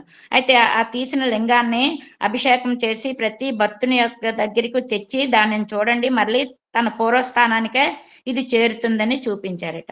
ప్రతి భక్తుని దగ్గరకు స్వయంగా స్వామివారే లింగం తెచ్చి చూపుచు ఆ లింగ కాంతి పుంజమును గమనింపుడనుచు లింగ అంతర్భాగమున పరమ అద్భుతదాయకమైన నేత్ర నిర్మాణం ఉండుటను జాగరూకతతో తిలకింపుడనుచు కైలాసము నుండి కొని రాబడిన పంచలింగములలో ఒకటి యగు నేత్రలింగమ ఇదే అనియు భక్తులకు బాబావారు వెల్లడించిరి. ఆ లింగం యొక్క దాని కాంతిపుంజాన్ని చూపించారు. ఇది చూడండి, ఇది కాంతిపుంజం, దీని అడుగున బాగా చూడండి నేత్రలింగం ఉంటుంది ఇది అని. ఇది మరలా ఇక్కడ ఇది కైలాసం నుండి తేబడిన 5 లింగాల్లో ఇది నేత్రలింగం ఒకటి శంకరాచార్య వాళ్ళు తెచ్చారని ప్రతి భక్తునికి స్వామి తీసుకొని చెప్పడం అనేది జరుగుతుంది. నేత్ర గమనింపుడని లింగ అంతర్భాగమును పరమ అద్భుతదాయకమైన నేత్ర నిర్మాణం ఉండుటను జాగరూకతతో తిలకింపుడనుచు కైలాసం నుండి కొని రాబడిన పంచలింగముల్లో ఇది ఒకటి అని భక్తులకు శ్రీ బాబావారు వెల్లడించిరి. గంగోత్రి నుండి తెప్పించబడిన గంగాజల కుంభమిది అని తెలుపుచు శ్రీ బాబావారు గంగాజల పూరిత రజిత కుంభముచే హస్తమున తీసి భక్తులు శ్రీ రుద్రము, శ్రీ పురుష సూక్తము, నారాయణ సూక్తము పఠించుచుండా శివలింగమునకు స్వయముగా బాబావారే అభిషేకం చేశారు. అలాగే ఒక దీన్ని సృష్టించి దాంతో గంగా జలాన్ని తెప్పించి గంగోత్రి నుండి వచ్చిన గంగా జలం ఇదని చెప్పి భక్తులు ఈ రుద్రపట్టణము, పురుష సూక్తము, నారాయణ సూక్తము పఠించుతుండగా అభిషేకం స్వయంగా చేశారు. అభిషేకానంతరం సాయిరాం చెప్పి కంక్లూడ్ చేశారు. అంటే ఈ శివలింగాన్ని స్వయంగా స్వామివారే అభిషేకం చేసి భక్తులందరూ కూడా రుద్రము, పురుష సూక్తం, నారాయణ సూక్తం పఠించుతుండగా అంటే స్వామివారి దాని యొక్క విశిష్టతని స్వయంగా భక్తులందరికీ ఆనాటి భక్తులు ఎంతో పుణ్యంతో స్వామివారితో ఆ వైభవాన్ని తిలకించుతూ దాన్ని అభిషేకాన్ని అంతటిని కూడా చూసి యథాస్థానాన్ని దాన్ని మరలా పంపించి వేశారు. సాయిరామ్. ఇందాక స్వామివారు ముసలమ్మని బ్లెస్ చేయడానికి అక్కడ యాత్రలో ఆగినట్టుగానే ఒక 2 సార్లు చెప్పాను నేను. జస్ట్ ఈ గోదావరి జిల్లాలో పర్యటనలో ఉన్నప్పుడు అమలాపురం ప్రాంతంలో గోదావరి గట్టు మీద ఇసుకలో ఒక ముసలమ్మ, వాళ్ళ కోడలు, ఇంకెవరో పిల్ల నడుచుకుంటూ వస్తుంటారు అన్నమాట. నడుచుకుంటూ వస్తుంటారు. ఆ గట్టు మీద కారు పోతూ స్వామి వెయిట్ చేయమన్నారు. ఆ గట్టు నుంచి దగ్గరగా కిలోమీటర్ దూరంలో వాళ్ళు ఇసుకలో నడవటం అంటే కష్టంగా. మేము నడిచాం 10 రోజుల క్రితం, నడవలేకపోయాను మెరీనా బీచ్ లో. స్వామి వెయిటెడ్ ఎప్పటిదాకా వాళ్ళు ఇసుకలో నుంచి వచ్చి నెమ్మదిగా వచ్చేదాకా వెయిట్ చేసి ఎక్కడికి వెళ్తున్నారంటే బాబాని దర్శనం. అంటే వాళ్ళకి బాబా అంటే కూడా తెలియదు. ఇందాక ముసలివాడికి అంటే కాస్త రికగ్నైజ్ చేసింది. ఇందాక మన దారిలో కనపడే ముసలి ఆ బాబా అని చెప్పి పాదాల మీద పడింది. ఇప్పుడు వచ్చే వీళ్ళ ఈ గోదావరి జిల్లా వాళ్ళకి ఈయన బాబా అన్న సంగతి కూడా తెలియదు. ఎక్కడికి పోతున్నారంటే బాబాని చుట్టానికి పోతున్నావు అంటే ఆ బాబా నేనే అని చెప్పి ఆ జనంలో నువ్వు నన్ను ఇంతకంటే ఏం చూస్తావు, ఇందాక ముసలమ్మకి ఎంతకంటే ఏం. సాక్షాత్ చాలా రేర్ ఆపర్చునిటీ అమ్మాయి. ఇవాళ రాలేదు అమ్మాయి. మన గ్రూప్ లో ఒక అమ్మాయి కూడా ఈ యాత్రకు పోయింది స్వామితో పాటు. ఇవాళ వస్తుంటే బాగుండేది, పరిచయం చేసేవాడిని. ఇవాళ రాలేదు అమ్మాయి. He has gone the tour with along with Swami for that Badri Yatra. కృష్ణకేత్ గారు సార్, కృష్ణకేత్ గారు. యా మీకు బాగా తెలుసు సార్. Very nice. మీతో పాటు నేర్చుకున్నాను సార్. నేను కూడా మీతో పాటు ఉన్నాను. నేను కూడా మీ పేరు చెప్పదలుచుకోలే, మీరు చెప్పేశారు. ఫ్యాంటాస్టిక్. కృష్ణగీత సామాన్య గీత కాదు, కృష్ణగీత అంటే. పద్మ అమ్మాయి ఎప్పుడొచ్చినా ఎలవ్ చేయి. కృష్ణగీతగా మాత్రమే, అందరికి కాదు. అందరికి ఒకటే మంత్రం కాదు. పాము మంత్రం వేరు, తేలు మంత్రం వేరు నా దగ్గర. ఆ విధంగా స్వామి అనుగ్రహించదలుచుకుంటే హీ వెయిట్ ఫర్ డివోటీస్ అండి. అందుకనే మనం ఒప్పుకున్న వాళ్ళు అందుకనే విఎస్ఆర్ మూర్తి గారు నేను రాలేకపోయాను, బయటికి వెళ్ళాను GL Saraswati, don't think otherwise. I gone outside by 2 o'clock, came back by 6 o'clock yesterday. I know. No problem. I have gone social service. It's a one kind of service I done for 4 hours yesterday without any rest. That is important, Sairam. That's important. I know it's important. I came at 6 o'clock. I was totally tired. So what Swami says about VSR Murthy, VSR told me here at ASB, వీళ్ళు చూసుకుని వస్తా, వీళ్ళు చూసుకుని వస్తా అంటే వీళ్ళు చూసుకున్నారు. వీళ్ళు 4 సంవత్సరాలు అయింది పుట్టపర్తి పోక. ఇందాక ఫోటో పెట్టిన సాంబమూర్తికి ఆ రోజు సన్మానం అప్పుడు పోవటం వల్ల వీళ్ళు చేసుకోలేకపోతున్నా నేను. వీళ్ళు చూసుకుని వస్తాను కాదు, వీళ్ళు చేసుకుని రమ్మన్నట్టు స్వామి. అన్ని చోట్ల పోతాం కానీ భగవంతుడి దగ్గర పోవడానికి మాత్రం వీలు ఉండదు మనకి. బజార్ పోతాం, అడయా తిరిగి వస్తాం, మేము కట్టు పోతాం, ఇటు అన్నిటికి పోతాం కానీ దేవుడి మందిరానికి మాత్రం టైం సరిపోవట్లేదు నాకు.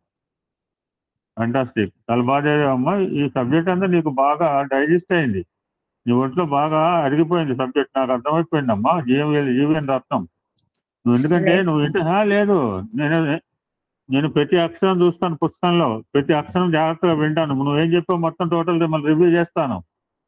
ఎందుకంటే నువ్వు పునశ్చరణ చేసినప్పుడే నీకు ఎంత సబ్జెక్ట్ సమయం నీ చేతిలో ఉందో నాకు అర్థమైంది. నీ పునశ్చరణ బట్టి fantastic. Be like that, be live that. అలానే బతకదాం, చివరిదాకా బతుకుదాం. God bless you. నాకు అవకాశం ఇచ్చిన స్వామి వారికి మరి ఇంకా చాలా వస్తాయి, ఇంకా 6 వాల్యూమ్లు ఉన్నాయి, ఇంకా నువ్వు చాలా వస్తాయి. You will get so many times, don't worry. Next సత్సంగం మొదలు పెట్టండి. సెకండ్ సత్సంగం. సాయిరామ్ సార్, ఇవాళ ఎంఎస్ ప్రకాశ్ రావు సార్ ఇవాళ. I know it. I know total schedule, sir. I know total who is going to speak. Okay sir, okay sir.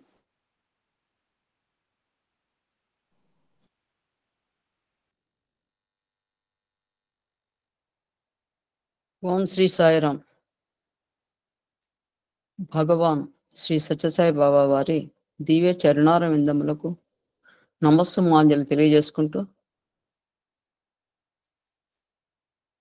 ఆధ్యాత్మిక వేత్తలైనటువంటి సాయి సోదర సోదరి మళ్ళందరికీ కూడా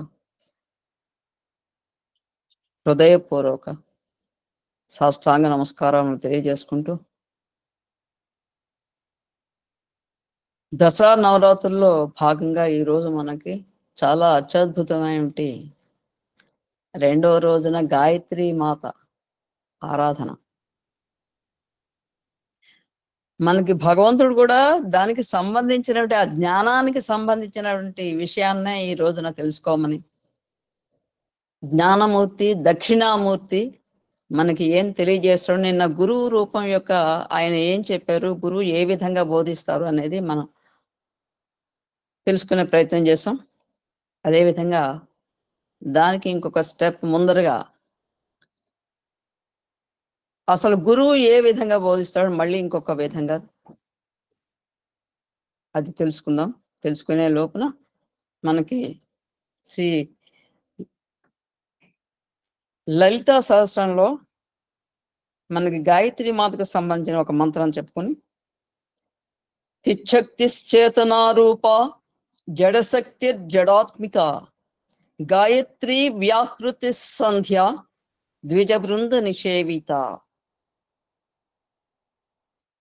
ఓం భూర్భువస్సువః తత్సవితుర్వరేణ్యం భర్గో దేవస్య ధీమహి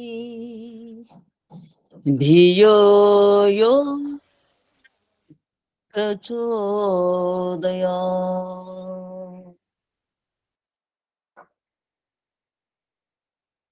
ఓం సాయీశ్వరాయ విద్మహే సత్యదేవాయ ధీమహి తన్నః సర్వః ప్రచోదయాత్.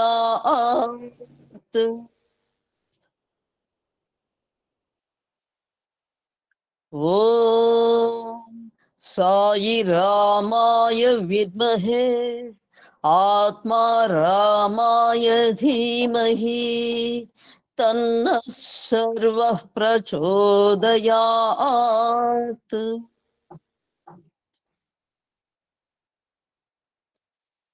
మంత్రరాజం, విశ్వవ్యాప్తమైనటువంటి ఈ గాయత్రి మంత్రం, దీన్ని ఎవరైతే పఠిస్తారో వాళ్ళకి అమోఘమైన జ్ఞాన సంపద కలుగుతుంది.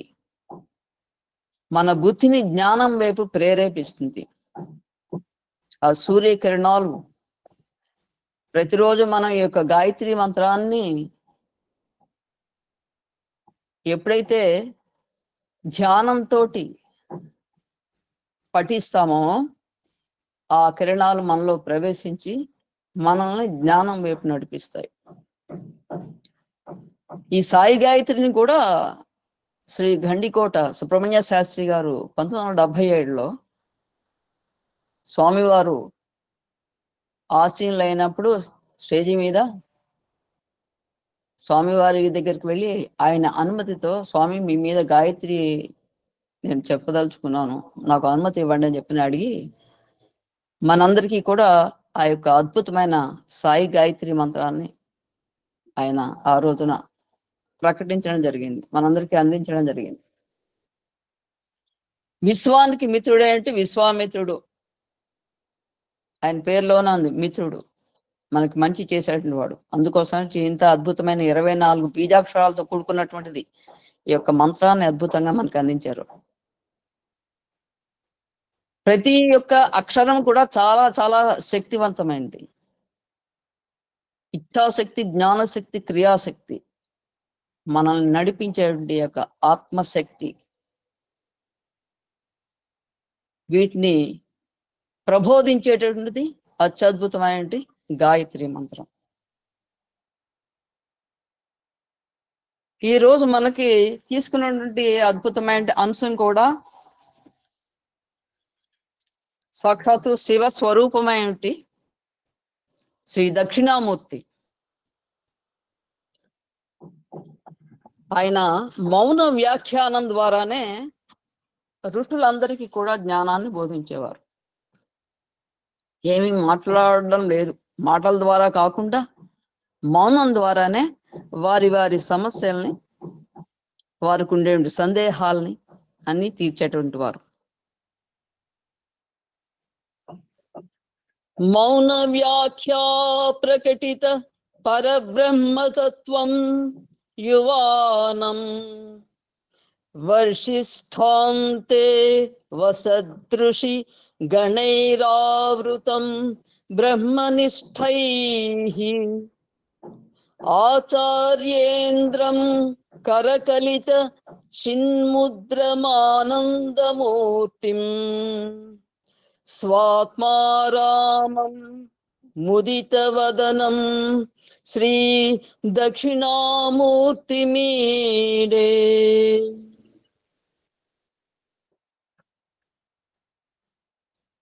పరబ్రహ్మ స్వరూపమైనటువంటి దక్షిణామూర్తి దివ్య చరణారవిందములకు నమస్సుమాంజలి తెలియజేసుకుంటూ,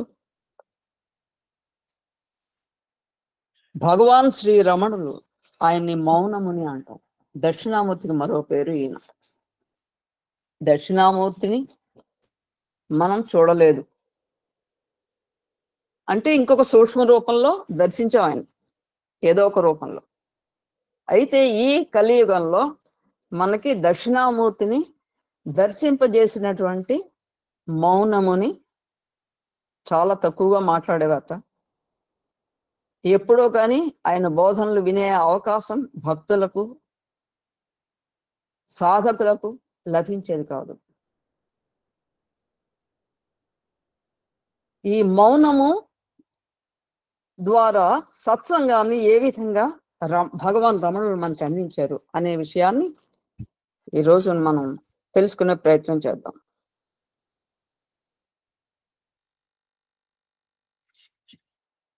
ఎవరైనా కోరితే వాకు ద్వారానే తమ బోధనలను చెప్పడానికి సిద్ధమే అయినా శ్రీ రమణులు తమ మౌన బోధనలే సూటి అయినవని, ఇంకా ఎక్కువ పాఠవమైనవని అంటుండేవారు.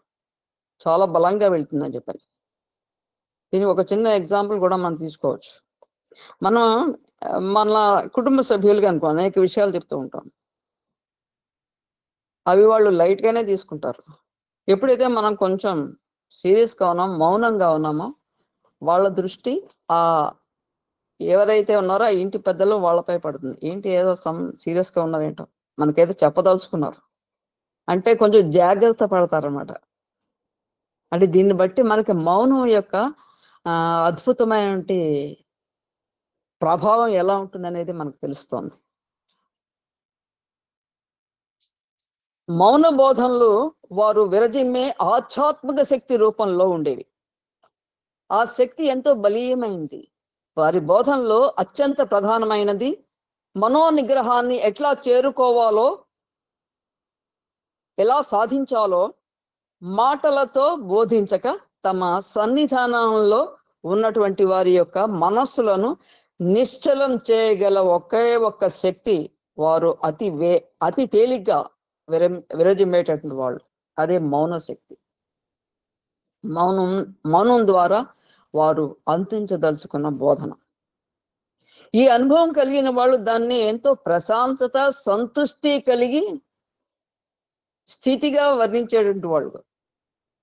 బాగా పురోగమించినటువంటి భక్తులకు, అంటే చాలా అడ్వాన్స్ అయినటువంటి వాళ్ళు ఈ యొక్క ఆధ్యాత్మిక సాధనలో సాక్షాత్తు ఆత్మానుభూతిని వాళ్ళకి కలిగించేటువంటిది ఆ యొక్క శక్తి. ఈ రకమైన బోధన భారతీయ సంప్రదాయాల్లో ఒక ముఖ్యమైన అంశం. శ్రీ దక్షిణామూర్తి ఈ బోధనా పద్ధతికి ప్రసిద్ధుడు. ఆయన శివుని అవతారం. 4 ఋషులకు తమ మౌన బోధన ద్వారా ఆత్మానుభూతి కలిగించేటువంటి వారు. శ్రీ రమణులు శ్రీ దక్షిణామూర్తి గురించి ఎంతో ఆదరంతో చెప్తూ ఉండేవారు. ఆయన పేరు మనకి ఈ యొక్క సంభాషణలో తరచూ వస్తూ ఉంటుంది. గురువు నుండి ప్రవహించే ఈ యొక్క శక్తిని ఆత్మపై గాని, గురుమూర్తిపై గాని సావధాన చిత్తులైన వారు ఎవరైనా పొందవచ్చు. అంటే వేరే దృష్టి లేకుండా కేవలం గురువు మీదే వారి యొక్క దృష్టిని ప్రసరింపజేసి వారు ఏదైతే మనకి ఆ జ్ఞానాన్ని అందిస్తున్నారో మౌనం ద్వారా దాన్ని అందుకునేటువంటి సాధకులు. వాళ్ళు ఎంత దూరంలో ఉన్నా ఆ శక్తి ఏమీ కూడా కొరవడదు, దానికి ఏమీ తక్కువ లేదు. అంటే అమోఘమైన శక్తి. అంటే వారు కూర్చున్నటువంటి స్థలం నుంచి ఆ పరిసరాలు కాదు, అది ఎంతవరకు వ్యాపిస్తుందో అంతవరకు కూడా ఆ యొక్క శక్తి అదే విధంగా ఉంటుంది. అమోఘమైన శక్తి కలిగి ఉంటుంది. ఈ అవధానాన్ని తరచూ సత్సంగం అని కూడా శ్రీ రమణులు అంటూ ఉంటారు. ఈ మాటకి అసలు అర్థం జీవితో సంగమం అని. ఈ అభ్యాసాన్ని శ్రీ రమణులు హృదయపూర్వకంగా ప్రోత్సహించేవారు. నేరుగా ఆత్మానుభూతి కలగడానికి ఇది పరమ శ్రేష్టమైన పద్ధతి అని కూడా చెప్పారు. సంప్రదాయానుసారం ఇది ఆత్మ సాక్షాత్కారం పొందిన వారి సమక్షంలో భౌతికంగా ఉండటం కానీ శ్రీ రమణులు దీనికి విస్తృతమైన అర్థాన్ని ఇచ్చారు. అంటే ఎవరైతే మనకు ఆత్మ సాక్షాత్కారం పొంది ఉంటారో వారి సన్నిధిలో మనం కూర్చున్నట్లయితే ఈ యొక్క శక్తి ప్రసరిస్తూ ఉంటుంది భౌతికంగా. కానీ ఇక్కడ రమణులు ఏం చెప్పారంటే విస్తృతమైన దీనికి అర్థాన్ని కూడా ఆయన ఇవ్వడం జరిగింది. గురువుతో మానసికమైన సంబంధమని, గురువు సమక్షంలోనే కాక ఎక్కడైనా ఎప్పుడైనా ఆయన్ని తలుసుకున్నా సత్సంగమేనని అనేవారు. ఇప్పుడు ఇందాక మేడం గారు చాలా అత్యద్భుతంగా మనకి భగవాన్ శ్రీ సత్యసాయి బాబా వారు మనకి అందించినటువంటి దివ్య లీలల గురించి చెప్తున్నారు. ఇప్పుడు మనకి ఆయన యొక్క లీలలు కంటికి కట్టినట్లుగా ఆవిడ వర్ణించారు. ఆ బద్రీ ఆశ్రమంలో ఆయన సృష్టించినట్టు ఆ సహస్రదళ కమలం కావచ్చు, ఆ నారాయణమూర్తిని అక్కడ ప్రతిష్ఠింప చేయడం కావచ్చు, అది మనం ఆ సమయంలో అక్కడ లేవు. ఇందాక చెప్పినట్టుగానే ఏదో ఒక సూక్ష్మ రూపంలో ఉండే ఉంటాం, ఏదో ఒక రూపంలో. అయితే ఇప్పుడు ఈవిడ ఈ రోజున మనకి ఇక్కడ అద్భుతంగా వర్ణించిన విషయం ఏదైతే ఉందో అది మనం ఆత్మానుభూతిని చేసుకుంటున్నాం. మన దృష్టి ఇక్కడే ఉంది కాబట్టి. అదే ఇక్కడ మనమే కూర్చొని ఇది అదే నడుస్తూనే ఉంటుంది సత్సంగం. మన యొక్క బుద్ధి అనకూడదు, ఆ మనస్సు బయట తిరుగుతోంది అనుకోండి, అప్పుడు ఇది ఏమి కూడా మనకి లోపలికి వెళ్ళదు. అదే విధంగా ఇక్కడ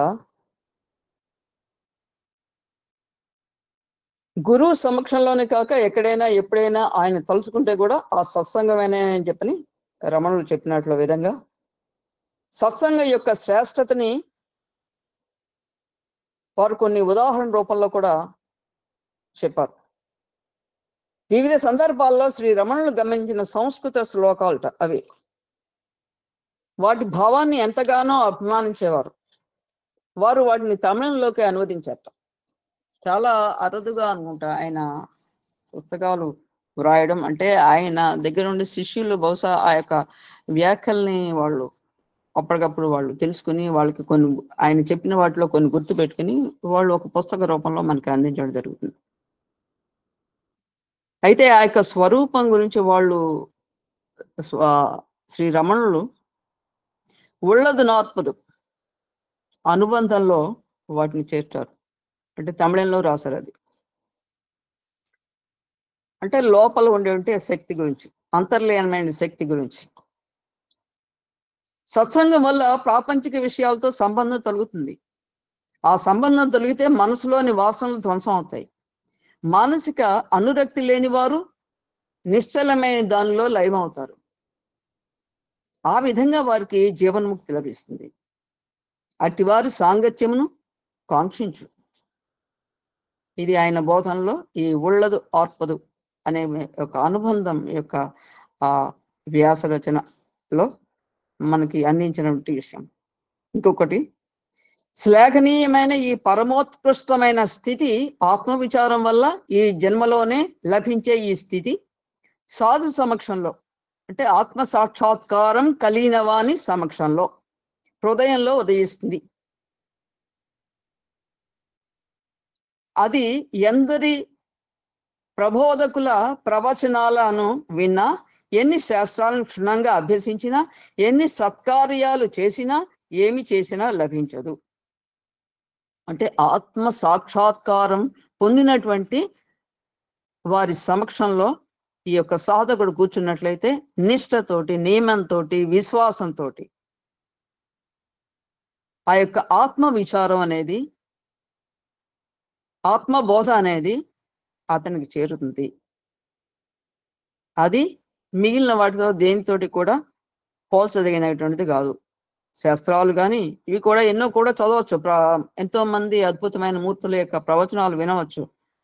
కానీ అంతమంది విన్నా కూడా మన మనస్సు మళ్ళీ అటు ఇటు సంచరిస్తూ ఉంటుంది కాబట్టి అసలైన విషయాన్ని విస్మరిస్తూ ఉంటుంది. కాబట్టి దాని యొక్క ఫలితం ఉండదు. కానీ ఇక్కడ ఆత్మ సాక్షాత్కారం పొందిన వారి సమక్షంలో ఒక సాధకుడు కూర్చున్నట్లయితే అతనికి లభిస్తుంది. అది దేనికి కూడా సరిపోలేదని చెప్పారు. ఇంకా సాధు సమాగమం కలిగితే ఇంక ఇతర విషయాలన్నీ ఎందుకు? దక్షిణ దిశ నుండి మలయ మారుతం వీస్తున్నప్పుడు చేతిలో విసనకర్ర ఎందుకు? దక్షిణ ద్వారం కలిగినటువంటి ఇంటికి గాలి చక్కగా వస్తుంటాం. చాలా మంది ప్రిఫర్ చేస్తారు అక్కడ ద్వారం పెట్టుకుని. ఎందుకోసం? చక్కని గాలిని ఆస్వాదించడానికి. అదేవిధంగా ఇక్కడ సాధు సమాగం అంత అద్భుతమైన ప్రభావం చూపుతుంది. వెన్నెల వల్ల తాపం, కల్పవృక్షం వల్ల దరిద్రం, గంగాజలం వల్ల పాపం తొలగిపోతాయి. ఇవన్నీ నిరుపమానమైనటువంటి సాధుల దర్శన మాత్రమే తొలగుతాయని తెలుసుకో. ఇక్కడ వెన్నెల వల్ల కావచ్చు, కల్పవృక్షం, గంగాజలం, వీటన్నిటి వల్ల మనం ఏ విధంగా అయితే లబ్ధి పొందుతామో ఇవన్నీ కూడా అంత అద్భుతమైన ఫలితాన్ని ఒక సాధువు యొక్క రూపంలో, ఆత్మదర్శనం చేసినటువంటి సాధువు యొక్క రూపంలో మనకి అంత అద్భుతమైన ఫలితం లభిస్తుంది. నీటితో నిండిన పవిత్ర తీర్థాలు కానీ, మట్టి రాయిలతో చేయబడిన ప్రతిమలు గాని మహాత్ములతో సమానం కావు. ఆ తీర్థాలు విగ్రహాలు మనస్సుని పరిశుద్ధపరచడానికి ఎంతో కాలాన్ని తీసుకుంటాయి. అటువంటి పారిశుద్ధ్యం సాధువు చూపు మనిషి మీద ఒక్కసారి పడితే వెంటనే సిద్ధిస్తుంది.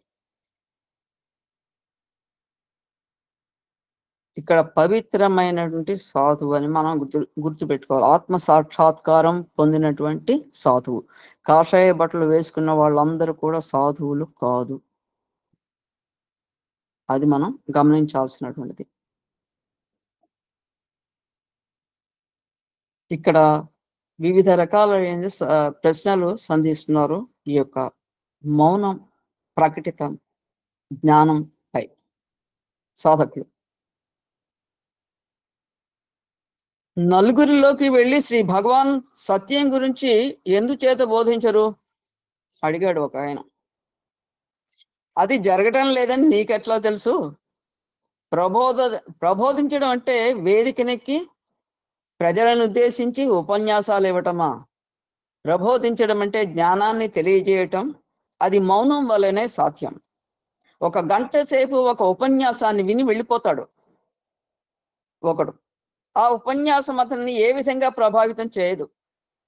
మరొకడు ఒక పవిత్రుని సమక్షాన కాసేపు కూర్చుంటాడు. జీవితం అంటే అతని దృక్పథాన్ని మార్చివేస్తుంది. అంటే అది తేడా అన్నమాట. ప్రసంగం విని వెళ్ళిపోవడానికి, ఒక సాధువు యొక్క సమక్షంలో కూర్చుని ఆ జ్ఞానాన్ని పొందడానికి చాలా చాలా తేడా ఉందని చెప్పని భగవాన్ రమణులు తెలియజేస్తున్నారు.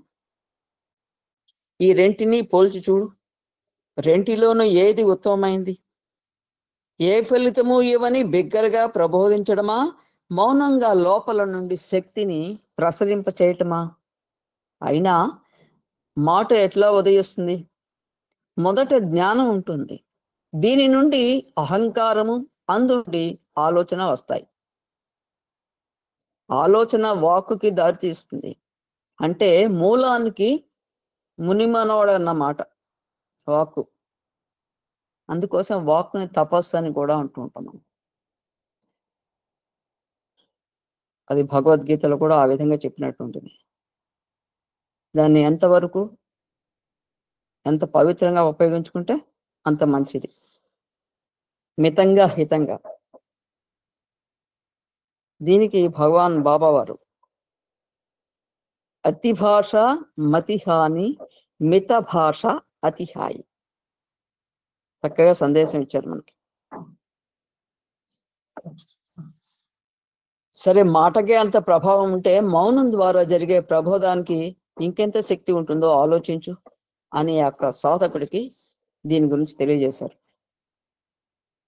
ఇంకొక ప్రశ్న వేస్తున్నాడు అతను. మౌనం అంత శక్తివంతం ఎట్లా అవుతుంది? భగవాన్ రమణులు, ఆత్మ సాక్షాత్కారం పొందినవాడు తన నుండి తరంగాలను వెదజల్లుతాడు. ఎందరో ఆకర్షితులవుతారు. ఆయన ఏ గుహలోనో మౌనంగా కూర్చుని ఉండవచ్చు. సత్యం గురించి మనం ఎన్నో ఉపన్యాసాలు వినవచ్చు. అసలు విషయం గ్రహించక తిరిగి రావచ్చు. కానీ ఆత్మ సాక్షాత్కారం పొందిన వారి సన్నిధికి వెళ్ళటం వల్లనే ఆ విషయం అంటే అవగాహన బాగా కలుగుతుంది. ఆయన ఒక్క మాటైనా పలుకకపోయినా సరే, ఆయన ఎప్పుడూ ప్రజల్లోకి వెళ్ళనవసరం లేదు. అవసరమైతే ఇతరులని తన సాధనాలుగా వాడుకోవచ్చు. గురువు మౌనాన్ని అనుగ్రహిస్తాడు. ఆత్మజ్ఞానం అనే వెలుగును చూపుతుంది ఆ యొక్క మౌనం. అదే పరమ సత్యంగా ప్రకాశిస్తుంది. శిష్యుని చూపులను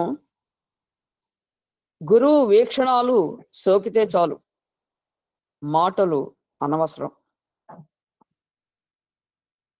అంటే మౌనం ఎంత అద్భుతమైన శక్తి కలిగి ఉంటుందో మనకి ఈ విధంగా తెలియజేశారన్నమాట.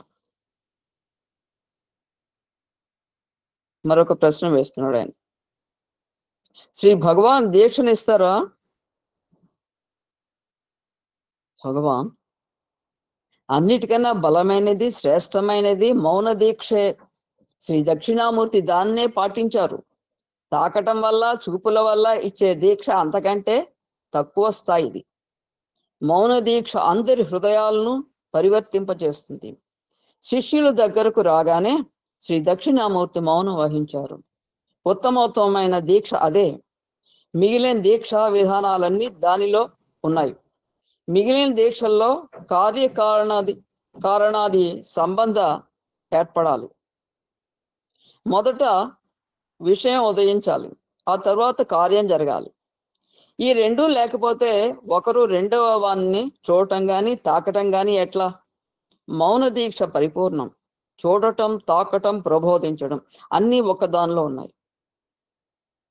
మనిషిని అన్ని విధాలా పరిశుద్ధపరుస్తుంది, సత్యంలో ప్రతిష్ఠిస్తుంది. చూడటం, తాకటం, ప్రబోధించడం ఈ 3 కార్యక్రమాలు కూడా మౌనంలో ఇమిడి ఉన్నాయి. దాని ద్వారా సాధకుడు జ్ఞానం పొందుతాడు. ఆధ్యాత్మిక గురువు తన ఆధ్యాత్మికతను శిష్యునికి ధారపోయగలడని స్వామి వివేకానందులు అన్నారు. ధారపోయటానికి పదార్థం ఏమైనా ఉందా? శిష్యునికి గల పృథక్ భావాన్ని తొలగించడమే గురువు చేసేది. అంటే వ్యక్తి మొదట్లో ఒక విధంగా, తరువాత వేరొక విధంగాను మారటం కాదు. ఇక్కడ మనకి వివేకానంద స్వామి చెప్పింది ఆయనకి ఇక్కడ ఈ సాధకుడు అడుగుతున్నాడు. అంటే వివేకానందుల వారు రామకృష్ణ పరమహంసకి అక్కడ ఆయన పరమహంస గొప్ప సాధకుడు. ఆయన సాధువు, ఆత్మ సాక్షాత్కారం పొందినటువంటి వారు.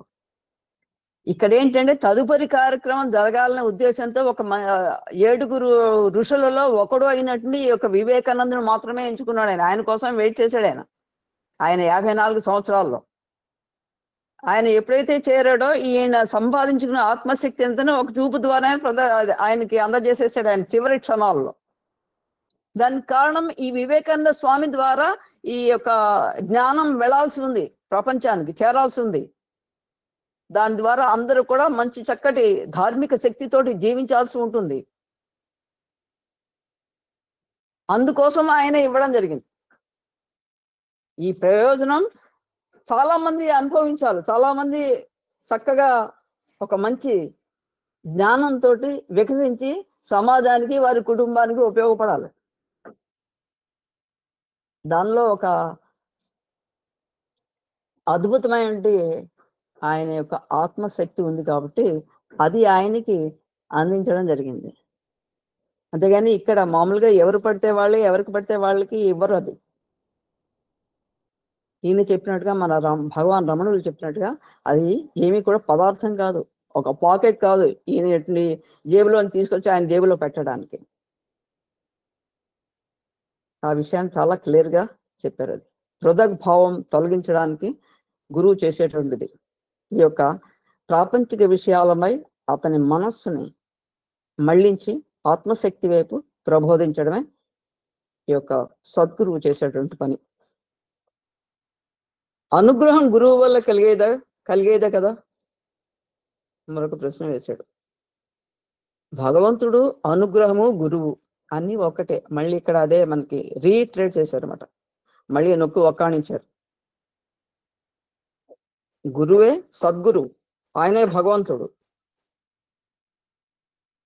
ఇక్కడ మళ్ళీ ఇక అనుగ్రహం గురువు వల్ల కలిగేదే కదా అని ఈయన యొక్క ప్రశ్న ఏ విధంగా ఉంటుంది అని చెప్పంటే ఇక్కడ మళ్ళీ అది చెప్పడం జరిగింది.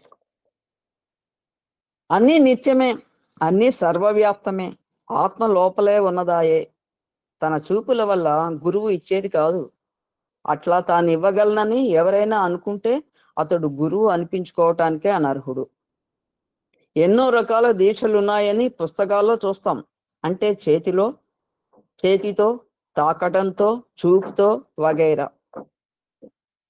నేటి యుగంలో కూడా చాలా మంది ఈ విధంగా వాళ్ళ యొక్క స్పర్శతోటి వాళ్ళకి ఆత్మజ్ఞానం కలుగుతుందని వాళ్ళు అనేక విధాలుగా చిత్ర విచిత్రంగా ప్రవర్తించడం ఇవన్నీ కూడా మనకి సమాజంలో కనపడుతూ ఉంటాయి. అయితే కొంతమంది నిజంగానే గురువులు ఉండవచ్చు, ఆత్మ సాక్షాత్కారం పొందిన. అయితే వాళ్ళకి స్పర్శ ద్వారానే చేయాల్సిన అవసరం లేదు. వాళ్ళ సమక్షంలో కూర్చున్నా కూడా ఆ యొక్క జ్ఞానం అనేది ఆ సాధకుల్లో చేరుతుందని చెప్పని కూడా ఇక్కడ మనం తెలుసుకోవచ్చు. గురువు కొన్ని సంస్కారాలను అగ్నితో, నీటితో, జపంతో, మంత్రంతో చేస్తాడని, అటువంటి వింత ప్రయత్నాలకి దీక్ష అని పేరు పెడతారని కూడా ఉంది. ఇటువంటి కర్మలన్నీ గురువు చేస్తేనే శిష్యుడు పరిపక్వం అవుతాడట. వ్యక్తిని వెతికితే ఎక్కడా దొరకడు. గురువు అంతే. అటువంటి వాడు శ్రీ దక్షిణామూర్తి. ఆయన ఏం చేశాడు? తన వద్దకు శిష్యులు వచ్చినప్పుడు మౌనం వహించాడు. ఆయన మౌనంగానే ఉన్నాడు. శిష్యుల సందేహాలు మాయమై వారికి ఆత్మజ్ఞానం కలిగినటువంటిది. అంటే వారికి పృథక్ భావం పోయిందన్నమాట. అదే జ్ఞానం అంటే. దానికి సంబంధించిన వాచాలత కానే కాదు. మౌనం ఎంతో బలీయమైన పని. శాస్త్రాలు ఎంత విస్తృతమైనవైనా, ఎంత నొక్కి చెప్పినా వాటి ఫలితం శూన్యమే. గురువు నిశ్శబ్దంగా ఉంటాడు. అందరిలోనూ ప్రశాంతత ఉంటుంది. ఆయన మౌనం అన్ని శాస్త్రాల సముదాయం కన్నా ఎంతో విస్తృతమైంది, నొక్కి చెప్పగలిగేది. ఇన్నాళ్ల బట్టి ఇక్కడ ఉంటున్నా, ఇన్ని వింటున్నా, ఇంత శ్రమిస్తున్నా ఏమీ సాధించలేదే అన్న భావం వల్లనే ఈ ప్రశ్నలన్నీ ఉదయిస్తున్నాయి. లోపల జరిగేదేమిటో తెలియదు. నిజానికి గురువు నీలో ఉన్నాడు.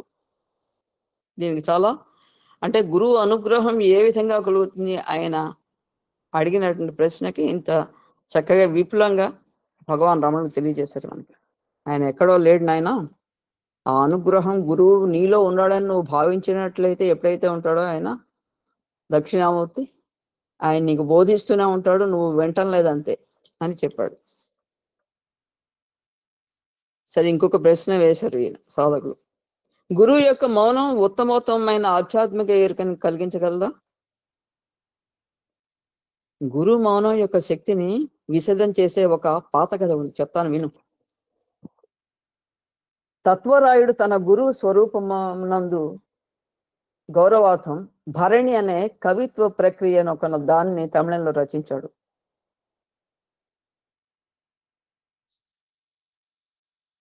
స్వరూపానందుడు, తత్వరాయుని యొక్క గురువు పేరు స్వరూపానందుడు.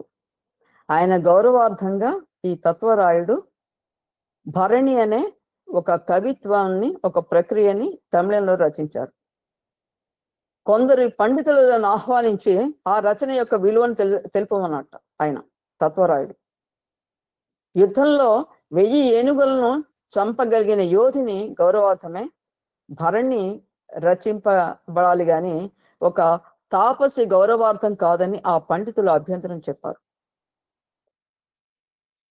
అప్పుడు తత్వరాయుడు, సరే మా గురువు గారి దగ్గరికి వెళ్ళి ఈ సమస్యను పరిష్కరించుకుందాం అన్నాడు. అందరూ గురువు గారి దగ్గరకు వెళ్ళారు. అందరూ కూర్చున్న తర్వాత తత్వరాయుడు తమ రాకకు కారణం గురువు గారికి చెప్పాడు. గురువు గారు మౌనంగా కూర్చున్నారు. ఆ రోజంతా అలాగే జరిగింది. రాత్రి వచ్చింది. అలాగే మరికొన్ని రేయింబౌళ్ళు గడిచిపోయాయి. అందరూ మౌనంగానే కూర్చున్నారు. ఎవరికి ఒక్క ఆలోచన కూడా రాలేదు. అసలు వారి అక్కడికి ఎందుకు వచ్చామన్న భావం కూడా ఎవరికి కలగలేదు. ఎవరూ అడుగునూ లేదు. 3-4 రోజులు ఇలాగే గడిచింది. తర్వాత గురువుగారు తమ మనస్సుని కొంచెం ప్రక్కకి జరిపారు. వెంటనే అక్కడ ఉన్న వాళ్ళ మనస్సులు కూడా పనిచేయని ఆరంభించాయి. అప్పుడు వాళ్ళు అన్నారు, మా అహంకారం అనే మదపుటు ఏనుగులను జయించగలిగిన గురువు శక్తి ముందు 1000 ఏనుగులను గెలవటం ఏమీ గొప్ప కాదు. ఆయన గౌరవార్థం భరణి అవశ్యం రచింపబడాల్సిందే. దీనికే మనకి ఒక నారాయణుడు ఒక వ్యక్తికి, ఇది మనకి బాల వికాసంలో చెప్తూ ఉంటాం. నారద మహాముని ఒక చోటుకు వెళ్ళమంటాడు. ఒక అతను ఉన్నాడు, అతను ఒక హరిజనుడు. అతను పనులు చేసుకుంటూ ఉంటాడు. అయితే అతనికి చాలా అమోఘమైన భక్తి ఉంది. నువ్వు వెళ్ళి కావాలంటే చూడు, నీ భక్తి గొప్పదని నువ్వు అనుకుంటూ ఉంటావు, ఎప్పుడు నేను నారాయణ జపం చేస్తూ ఉంటాను కదా అని అతన్ని వెళ్ళి నువ్వు ఒకసారి కలుసుకోమన్నాడు. సరే వెళ్ళాడు. వెళ్తే అతనికి ఆ వ్యక్తి అక్కడ కనిపించాడు. కనిపించి ఆయన పనులు ఆయన చేసుకుంటున్నాడు. ఏమైనా నారాయణుడు చాలా శక్తి ఉంది అంటారు కదా, మరి ఏనుగు ఒకటి ఉంటుంది, ఆ ఏనుగుని సూదిలోంచి లోపలికి పంపిస్తాడంటవా అంటే, ఈ సృష్టి చాలా పరబ్రహ్మ ఏంటి, ఇక్కడ బ్రహ్మ నుండి పిపీలి గాదిల వరకు ఆయన సృష్టించినటువంటిది ఏనుగుని ఆయన సన్న బెజ్జంలోంచి ఈతల నుంచి అవతలకు పంపించడం అదేమన్నా పెద్ద ప్రక్రియ? ఆయనకి చాలా చాలా సునాయాసమైన పని. ఇది ఎందుకు అడుగుతున్నారు మహాత్మా అని అడిగాడు.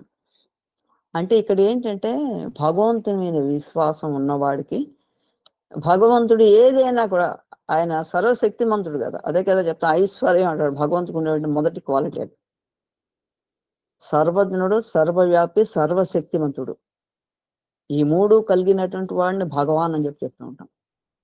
ఇందాక ఆయన భగవాన్ సత్యసాయి బాబా వారు ఆ యొక్క సహస్ర దళ కమలాన్ని సృష్టించారంటే ఆయనకి అది చాలా చిన్న పని. అలాంటివి ఎన్నో చేస్తున్నారు ఆయన, ఈ యొక్క సృష్టిని సృష్టించినటువంటి వారు. ఇక్కడ అది అతను తెలుసుకున్నాడు. అదేవిధంగా జ్ఞాని అంటే ఇలా ఉండాలి, విశ్వాసం అంటే భగవంతుని మీద విశ్వాసం ఈ విధంగా ఉండాలని నారదుడికి కూడా బోధపడింది.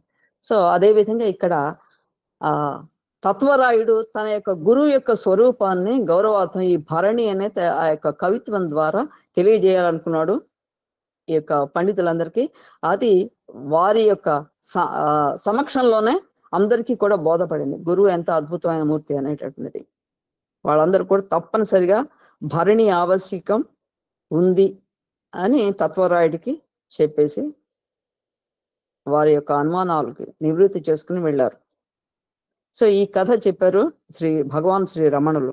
అంటే గురువు యొక్క మౌనం ఉత్తమోత్తమైనటువంటి ఆధ్యాత్మిక శక్తి అని ఎరుకని తెలుసుకోవడం అన్నమాట.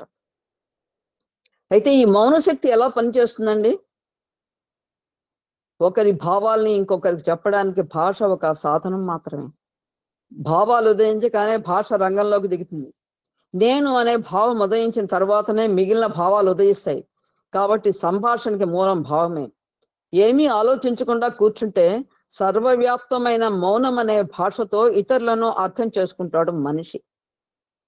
మౌనం ఎప్పుడూ పలుకుతూనే ఉంటుంది. అది అవిశ్రాంతంగా ప్రవహిస్తుంది. మాట్లాడడం వల్లనే దానికి అడ్డంకులు ఏర్పడతాయి. ఇప్పుడు నేను పలికే ఈ మాటలు ఆ మూగ భాషను నిరోధిస్తాయి. తీగలో విద్యుత్ ప్రవహిస్తోంది. దాని ప్రవాహానికి నిరోధం కలిగితే దీపంగా వెలగవచ్చు, లేదా పంకాగా తిరగవచ్చు. తీగలో మాత్రం విద్యుత్ శక్తిగానే ఉంటుంది. అంటే మనం ఉపయోగించే సాధనాన్ని బట్టి అది పనిచేస్తుంది అన్నమాట. ఈ విధంగా మౌనం నిరంతర భాషాస్రవంతి, శబ్దాలే దానికి ఆటంకాలు. అంటే ఒక విద్యుత్ శక్తితోటి ఆ యొక్క మౌన శక్తిని ఇక్కడ భగవాన్ రమణులు పోల్చారు. అద్భుతం కదా. కొన్ని సంవత్సరాల తరబడి సంభాషించడం వల్ల తెలియని విషయం మౌనం వల్ల ఒక్క క్షణంలో తెలుస్తుంది. అట్లాగే మౌనం సమక్షంలో కూడా దీన్ని శ్రీ దక్షిణామూర్తి వారి 9 శిష్యులు గొప్ప ఉదాహరణ. ఇదే అన్నింటికన్నా ఉత్కృష్టము, సమర్థవంతము అయిన భాష. సో మౌనం అనేది ఒక అద్భుతమైన భాష అని, దానివల్ల చాలా సునాయాసంగా మనం మాటల కంటే కూడా అత్యద్భుతంగా దాని యొక్క ప్రభావం ఎదుటి వారిపై చూపిస్తుందని చెప్పని, దాని ద్వారా ఆత్మబోధ మరింత సునాయాసంగా చేరుతుందని చెప్పడం భగవాన్ రమణులు తెలియజేయడం జరిగింది. ఇంకొక ప్రశ్న వేస్తున్నారు సాధకుడు. జ్ఞాని యొక్క ప్రభావం భక్తుని హృదయంలోకి మౌనంగా ప్రవహిస్తుందని శ్రీ భగవాన్ సెలవిచ్చారు. అంతేకాకుండా మహాత్ములతో సాంగత్యం నిజతత్వాన్ని తెలుసుకోవడానికి మంచి పద్ధతి అని కూడా శ్రీ భగవాన్ సెలవిచ్చారు. అవును, ఇందులో పరస్పర వైరుధ్యం ఏముంది? జ్ఞానులకు మహాత్ములకు భేదం ఏమైనా ఉందా? లేదు. వారితో సాంగత్యం మంచిది. వాళ్ళు మౌనంగానే పనిచేస్తారు. మాట్లాడడం వల్ల వారి శక్తి తగ్గిపోతుంది. మౌనమే అన్నిటికైనా శక్తివంతమైంది. వాక్కుకి అంత శక్తి లేదు. అందువల్ల మానసిక సంపర్కమే అన్నిటికన్నా ఉత్తమం. ఇక్కడ మనకి సీలింగ్ అండ్ డిజైర్స్ అని చెప్తూ ఉంటారు భగవాన్. ఆహారము, శక్తి, ధనము, నీరు, ఈ విధంగా వాటిని నువ్వు ఆదా చేసి సేవ్ చేసి అవసరమైన వాటికి ఉపయోగించు అని. అంటే ఇక్కడ శక్తి చాలా అమోఘంగా ఉంటుంది ప్రతి ఒక్కరిలో కూడా. దాన్ని నిర్వీర్యం చేసుకోకూడదు అనవసరమైన మాటల ద్వారా, అనవసరమైన పనుల ద్వారా. ఆ యొక్క శక్తిని ప్రయోజకంగా ఎదుటి వ్యక్తికి ఉపయోగపడే విధంగా నువ్వు ఉపయోగించినట్లయితే దాని యొక్క ఫలితం మరింత అద్భుతంగా ఉంటుంది అని భగవాన్ మనకి తెలియజేసిన విధంగా ఇక్కడ కూడా మౌనం యొక్క శక్తి ఏదైతే ఉందో దానికి శక్తి అమోఘంగా ఉంటుంది. దాన్ని ఉపయోగించండి, అనవసరమైన మాటల ద్వారా కాకుండా. మాటల అవసరమైనప్పుడు చెప్పాలి. ఇప్పుడు ఒక క్లాస్లో వెళ్ళాడు, ఒక టీచర్ వెళ్ళాడు, ఆయన మౌనంగా కూర్చుంటే అక్కడ నడవదు. ఒక సంగీత విద్వాంసుడు ఉన్నాడు, ఆయన స్టేజ్ ఎక్కాడు, మౌనంగా ఉంటే ఇక్కడ ప్రేక్షకులు కూర్చుంటారా? సంగీతం వినడానికి వచ్చారు వాళ్ళు. కాబట్టి గానం ద్వారా వారిని అలరించవలసిందే. ఒక ప్రబోధకుడు ఉన్నాడు, ఆయన ఉపన్యాసం చాలా అద్భుతంగా చెప్తారు. శ్రీ చాగంటి వారు కావచ్చు, గరికపాడు వారు కావచ్చు, సామ వేదం షణ్ముఖ శర్మ గారు కావచ్చు, ఇలాగా అనేక మంది. ఇవాళ వారి ఉపన్యాసం ఉందండి అనగానే ఈ భక్తులందరూ వెళ్తారు, కూర్చుంటారు.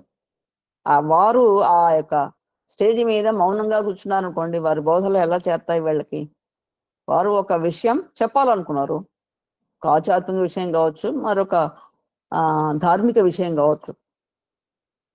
ఆ విషయాన్ని వాళ్ళకి బోధించడం కోసం చెప్పిన వాళ్ళు వచ్చారు. అలాంటి సమయంలో అక్కడ వాళ్ళు మౌనంగా కూర్చుంటే నడవదు.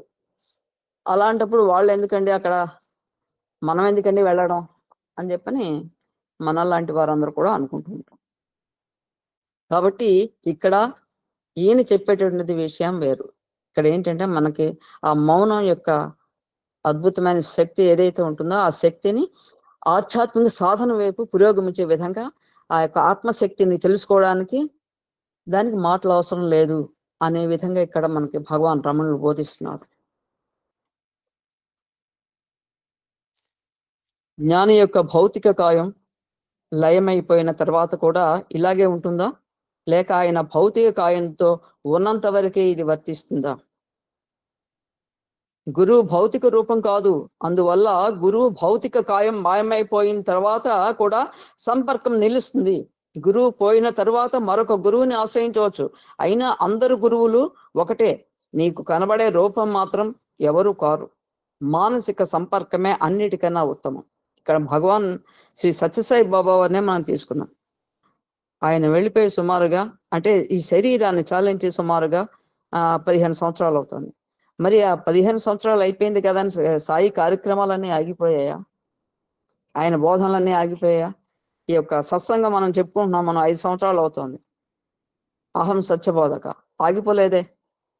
అంటే ఇది నిరంతర ప్రక్రియ అలా నడుస్తున్నప్పుడు ఒకసారి ఒక గురువు ఉన్నాడంటే ఆయన ప్రబోధించినది ఏదైతే ఉంటుందో ఆ విలువలు పరంపరగా అది నడుస్తూనే ఉంటాయి, వెళ్తూనే ఉంటాయి. అది దానికి ఎక్కడ ఫుల్ స్టాప్ ఉండదు. ఇప్పుడే కాదు, ఇప్పుడు మరి ఇంకా 100 సంవత్సరాలు కావచ్చు, 1000 సంవత్సరాలు కావచ్చు. ఇక సత్యసాయి బోధలు అదే విధంగా ఉంటాయి, స్వామి వివేకానంద బోధలు అదే విధంగా ఉంటాయి, జగద్గురు ఆదిశంకర్ల యొక్క బోధనలు కూడా అదే విధంగా ఉంటాయి. అంటే ఇక్కడ ఆధ్యాత్మిక శక్తి అనేది ఎవరైతే తీసుకుంటారో, ధార్మిక విధానం ఎవరైతే అవలంబిస్తూ ఉంటారో వాళ్ళందరూ కూడా ఈ యొక్క కార్యక్రమాన్ని ముందుకు తీసుకునే వెళ్తూనే ఉంటారు. అంతేగాని ఎక్కడ దీనికి ఫుల్ స్టాప్ అంటున్నది ఉండదు. అది మనం చాలా చక్కగా అద్భుతంగా తెలుసుకోగలిగాం ఈ యొక్క మౌన భాష ద్వారా. అనుగ్రహం వ్యక్తం అవటం అంటే గురువు యొక్క మనస్సును శిష్యుని మనస్సుపై పనిచేయటమేనా, లేక ఇంకేమైనానా? అనుగ్రహానికి అత్యుత్తమ రూపం మౌనమే. అదే పరమోత్కృష్టమైన ఉపదేశం కూడా. వివేకానందులు కూడా మౌనమే అన్నిటికన్నా బిగ్గరగా చేసే ప్రార్థన అన్నారు. సాధకుని మౌనానికి అది వర్తిస్తుంది. గురువు యొక్క మౌనం అన్నిటికన్నా బిగ్గరగా జరిగే ఉపదేశం. అదే అత్యుత్తమమైన అనుగ్రహం కూడా. ఇతర దీక్షలన్నీ మౌనం నుంచి వచ్చినవే, అందువల్ల అవన్నీ అప్రధానాలే. మౌనమే మౌలికమైన రూపం. గురువు మౌనంగా ఉంటే సాధకుని మనస్సు దాని అంతటా అదే పరిశుద్ధమవుతుంది. శ్రీ భగవాన్ మౌనం మహత్తరమైనది, మాకెంతో మనశ్శాంతిని ఇస్తుంది. మౌనం విరామం లేని సంభాషణ. బయటికి వచ్చే సంభాషణ ఆ మౌన సంభాషణకి అంతరాయం. మౌనంగా ఉన్నప్పుడు పరిసరాలతో ఎంతో సన్నిహితమైన సంబంధం ఉంటుంది. శ్రీ దక్షిణామూర్తి మౌనం నలుగురు ఋషుల సందేహాలను తీర్చివేసింది. మౌన వ్యాఖ్య ప్రకటిత పరబ్రహ్మతత్వం అంటే మౌనం ద్వారా ప్రకటితమైన సత్యమని అర్థము. సత్యం అంటే మార్పు లేనటువంటిది, నిత్యం ఉండేటటువంటిది, అన్నిటా ప్రతిబింబించేటటువంటిది. సో విశదపరచడం అంటే మౌనమే. ఈ సత్యాన్ని మనం తెలియజేయడం అంటే అది మౌనం ద్వారానే ఆ యొక్క శక్తి వెళ్తుంది. అంతటి శక్తి మౌనానికి ఉంది. బయటికి మాట్లాడడానికి శబ్దాలని ఉచ్చరించే అంగాలు అవసరం. మాట్లాడడానికి ముందుగా అని ఉండాలి. కానీ ఆ రెండు సంభాషణ ఊహకి కూడా అతీతం. అది సంభాషణకి అతీతం. అదే పరవాక్కు. కొన్ని చిత్రాల ద్వారా మనకి ఇక్కడ చిత్రకారులు కూడా చాలా అత్యద్భుతంగా వాళ్ళ యొక్క చిత్రాన్ని బట్టి ఒక సందేశాన్ని ఇస్తూ ఉంటారు. అక్కడ ఏం మాటలేమి ఉండవు. కేవలం ఆ యొక్క దృశ్యం ద్వారా ఎవరైతే ఆ దృశ్యాన్ని తిలకిస్తున్నారో వారికి ఆ యొక్క చిత్రకారుడు ఇచ్చే సందేశం ఏంటో వెళ్ళిపోతుంది. అక్కడ భాష లేదు కదా. అదేవిధంగా కొన్ని మనకి సమస్యలు అనవచ్చు, లేదా ఎదుటి వాళ్ళకి సమాధానం ఇవ్వాలనుకోండి, ఆ యొక్క మౌనం ద్వారా వీళ్ళు ఏం చెప్పదలుచుకున్నారో అది వాళ్ళకి చేరిపోతుంది. అది దానికి అక్కడ కూడా భాష లేదు. కాబట్టి ప్రతిదానికి కొన్ని మనకి అత్యద్భుతమైన దృశ్యాలు అవి చూస్తుంటాం.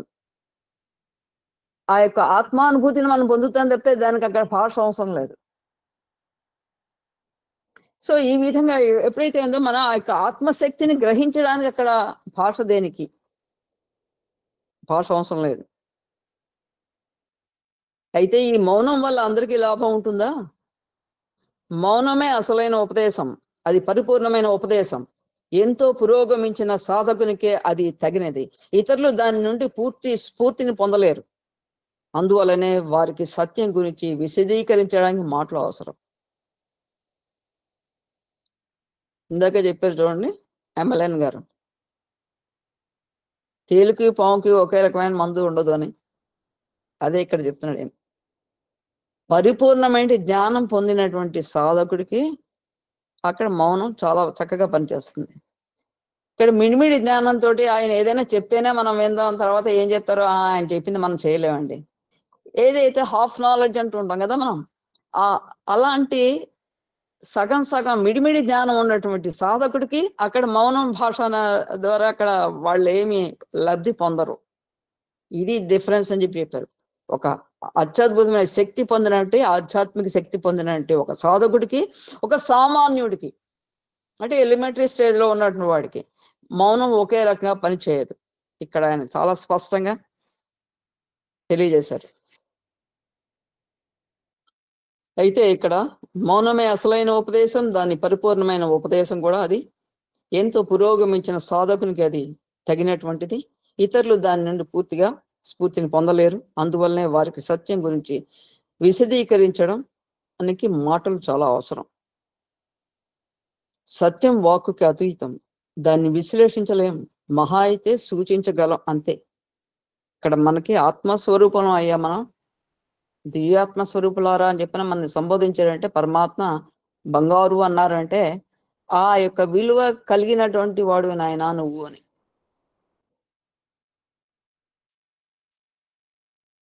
అది గ్రహించగలిగితే చాలా అద్భుతంగా ఉపయోగపడుతుంది. ఆ యొక్క వ్యక్తికి మహాశక్తిగా ఉపయోగపడుతుంది.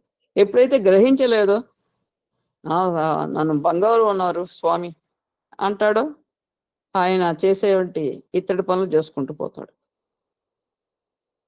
సరే, ఇక్కడ విగ్రహాలు తీర్థస్థానాలు కూడా పరమాత్మని వీక్షణంతో సరికావంటారు కదా. నేను ఇక్కడ 3 నెలల నుంచి ఉన్నానండి. మహర్షి చూపు వల్ల నాకే లాభం చేకూరిందో నాకేమీ తెలియటం లేదు. ఇదే విధంగా ఉండేవారు స్వామి దగ్గర కూడా చాలా మంది.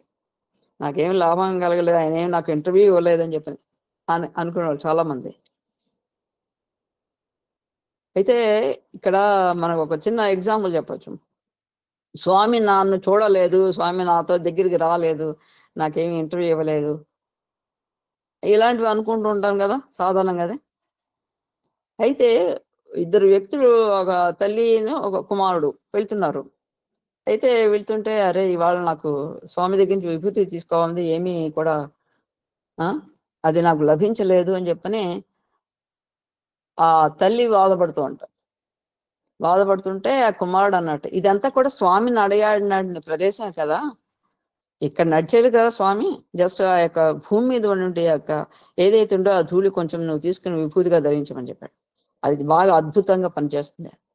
అంటే ఇక్కడ ఏంటంటే మనిషికి కావాల్సింది ఒక మెటీరియల్, అంటే దాని మీద విశ్వాసం ఉండాలి. అసలు మెటీరియల్ గురించి ఆలోచిస్తున్నాడో చెప్తే మానవుడు ఎప్పుడు కూడా ఆ మెటీరియల్కి అబోవ్ ఏదైతే ఉందో, ఉత్కృష్టమైనది ఏదైతే ఉంటుందో ఆ యొక్క విశ్వాసాన్ని అతను పొందడానికి ప్రయత్నం చేయటం లేదు, సాధకుల విషయంలో కాదు. సో అప్పుడప్పుడే వాళ్ళు ప్రవేశిస్తున్నారు, ఏదో చేయాలనుకుంటున్నారు, ఏదో మంచి జ్ఞానాన్ని పొందాలనుకుంటున్నారు. కానీ దాని లౌకిక విషయాల మీద ఎప్పుడైతే ముడిపడతారో అప్పుడు వాళ్ళకి ఆ జ్ఞానం అందదు. అది ఇక్కడ ఏం చెప్పారనమాట, దానికి ఇక్కడ తెలియజేస్తున్నారు. సరే, విగ్రహాలు తీర్థస్థానాలు ఇవైతే ఎలాగుంటాయి, వీక్షణలో సరికావంటారు కదా, దాని మాట ఏంటి అన్నాడు ఆ సాధకుడు. వీక్షణానికి పరిశుద్ధపరిచే శక్తి ఉంది, పరిశుద్ధం అవటానికి చూడలేదు. అది మహాత్ముల దగ్గరకు వచ్చేవాళ్ళు రకరకాలు. రాక్షస బొగ్గు నిప్పుతో అంటుకోవడానికి చాలాసేపు పడుతుంది, మామూలు బొగ్గు అంతకంటే త్వరగా నిప్పు అంటుకుంటుంది, మందుగుండు తక్షణమే అంటుకుంటుంది. ఇక్కడ ఇది డిఫరెన్స్ చెప్పారు. ఆ అగ్ని రాజేయడానికి రాక్షస బొగ్గు చాలా సమయం పడుతుంది, అది అంటుకోవడానికి. అంటుకుంటే చాలా అది కంటిన్యూగా వెళ్తుంటుంది. మాకు సింగరేణిలో అది ఎక్స్పీరియన్స్. ఫస్ట్ లో అక్కడ మనకి గ్యాస్ స్టవ్ లేనప్పుడు ఆ యొక్క రాక్షస బొగ్గు ఉపయోగించేవాళ్ళం. దానికి ఒక చిన్న సాధనం ఉండేది, ఒక పొయ్యేలాగా. అదొక పెద్ద ప్రక్రియ. మాకు తెలియకపోతే పక్క వాళ్ళు పాపం సహాయం చేసేవాళ్ళు. అయితే ఇక్కడ దానికి చాలా సమయం పడుతుంది ఆ రాక్షస బొగ్గుని రాజేయడానికి. అదే మామూలు కర్రబొగ్గులు ఉంటాయి, కర్రబొగ్గులకి కొంచెం సమయం అదే చాలా తక్కువే పడుతుంది దానికి. అయితే ఇక్కడ ఒక మందుగుండు ఉంది, ఒక టపాకాయ ఫైల్స్ ఇప్పుడు వస్తున్నాయి దగ్గరలో, మా దగ్గర అప్పుడే మొదలెట్టారు ఇక్కడ దీపావళి ఉత్సవాలు. సో దానికి ఎక్కువ సమయం పట్టదు, జస్ట్ ఊరికే దానికి ఒక నిప్పు రవ్వ ఇట్లా తగిలితే చాలు, డమడమడమా. సో అంటే ఇక్కడ సాధకుడు యొక్క స్థాయి ఏ విధంగా ఉంటుందో ఆ దాన్ని బట్టి ఈ యొక్క శక్తి పనిచేస్తుంది అని చెప్పని. మనుషులు కూడా జ్ఞానాగ్ని అన్ని కలాపాలను ప్రభావితం చేస్తుంది. మహాత్ముల యొక్క సత్సంగం వల్ల, అక్కడి మానసిక వాతావరణం వల్ల జ్ఞానం పొందవచ్చు. శిష్యుని ఇంకొక ప్రశ్న దానికి అనుబంధం. శిష్యుని యత్నం లేకుండానే గురువు యొక్క మౌనం వల్లనే అతనికి ఆత్మ సాక్షాత్కారం అవుతుందా? మహనీయుని సమక్షాన వాసనలు అణిగి మనస్సు నిశ్చలమై సమాధి అవస్థ వస్తుంది. ఆ విధంగా శిష్యునికి సరి అయిన జ్ఞానము అనుభవము గురువు సమక్షాలు లభిస్తాయి.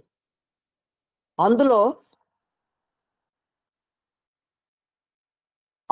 కదలకుండా ఉండాలంటే అభ్యాసం అవసరం. అదే తన నిజ తత్వాన్ని శిష్యుడు తెలుసుకుంటాడు, జీవన్ముక్తుడవుతాడు. అన్వేషణ లోపలే జరుపుకోవాలన్నప్పుడు భౌతికంగా గురువు సమీపంలో ఉండాలా? అన్ని సందేహాలు నశించే వరకు అవసరమే. మనకు గురువు అక్కర్లేదండి, మేమే తెలుసుకుంటాం స్వయంగా అని చెప్పంటే ఇక్కడ స్వాధ్యాయం ద్వారా ఆ స్థితికి చేరాలి కదా. అంతవరకు గురువు యొక్క అవసరం ఉంది. ఆయన తెలియజేస్తాడు, కొన్ని విషయాలు కొన్ని సూచనలు ఇస్తాడు, అప్పుడు నీ అంతటి నువ్వు ప్రయత్నం చేసుకోవచ్చు అని ఇక్కడ తెలియజేస్తున్నారు. సో నా అంతటి ఏకాగ్రతని నిలుపుకోలేకపోతున్నాను, నాకు సహాయం చేయగల శక్తిని వెతుక్కుంటున్నాను. అవును, అదే అనుగ్రహం అంటే. మనస్సు దుర్బలం అవటం వల్ల మనంతటా మనమే దాన్ని సాధించలేము. అనుగ్రహం అవసరం. సాధువుల సేవ దాన్ని కలిగిస్తుంది. అయితే కొత్తగా సంపాదించాలంటూ ఏమీ లేదు. బలహీనుడు బలవంతుడని వశమవుతాడు. బలహీనుడు బలవంతుని యొక్క వశం అవుతాడు. అట్లాగే దృఢచిత్తులైన సాధువుల యొక్క సమక్షంలో దుర్బల మనస్కుల మనస్సు అదుపులోకి వస్తుంది. ఉన్నదల్లా అనుగ్రహమే, వేరేమీ లేదు. సో ఈ విధంగా మనకి చాలా అత్యద్భుతంగా ఈ యొక్క మౌనం యొక్క ప్రయోజనం గురించి, ఎవరు ఏ విధంగా సాధన చేయాలి,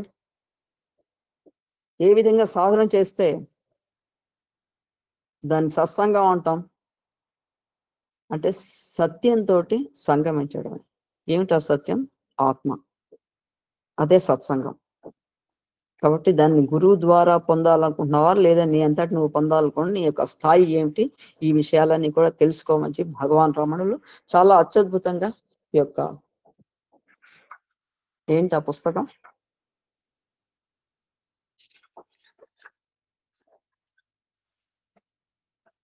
ఒళ్ళదు నార్పదు, ఆ యొక్క అనుబంధంలో ఈ యొక్క ప్రశ్నలు సమాధానాల ద్వారా మనకి చాలా అత్యద్భుతంగా ఈ యొక్క మౌనం గురించి తెలియజేశారు. ఈరోజు జ్ఞానాన్ని ప్రసాదించే గాయత్రి మాత, అదే విధంగా మనకి దక్షిణామూర్తి స్వరూపం భగవాన్ రమణులు మౌనం ద్వారా ఆయన మౌనముని అని చెప్పని పిలువబడేవారు. ఈ విధంగా మనకి అనేక విషయాలు, చాలా అత్యద్భుతమైన విషయాలు మనకి తెలియజేయడం జరిగింది. అందరికీ కూడా మరొకసారి శరన్నవరాత్రి శుభాకాంక్షలు తెలియజేసుకుంటూ, సర్వే జనా సుఖినో భవంతు, సర్వే సంతు నిరామయ, సర్వే భద్రాణి పశ్యంతు, మా కశ్చిత్ దుఃఖమాప్నుయాత్. ఓం తత్సత్. సాయిరామ్.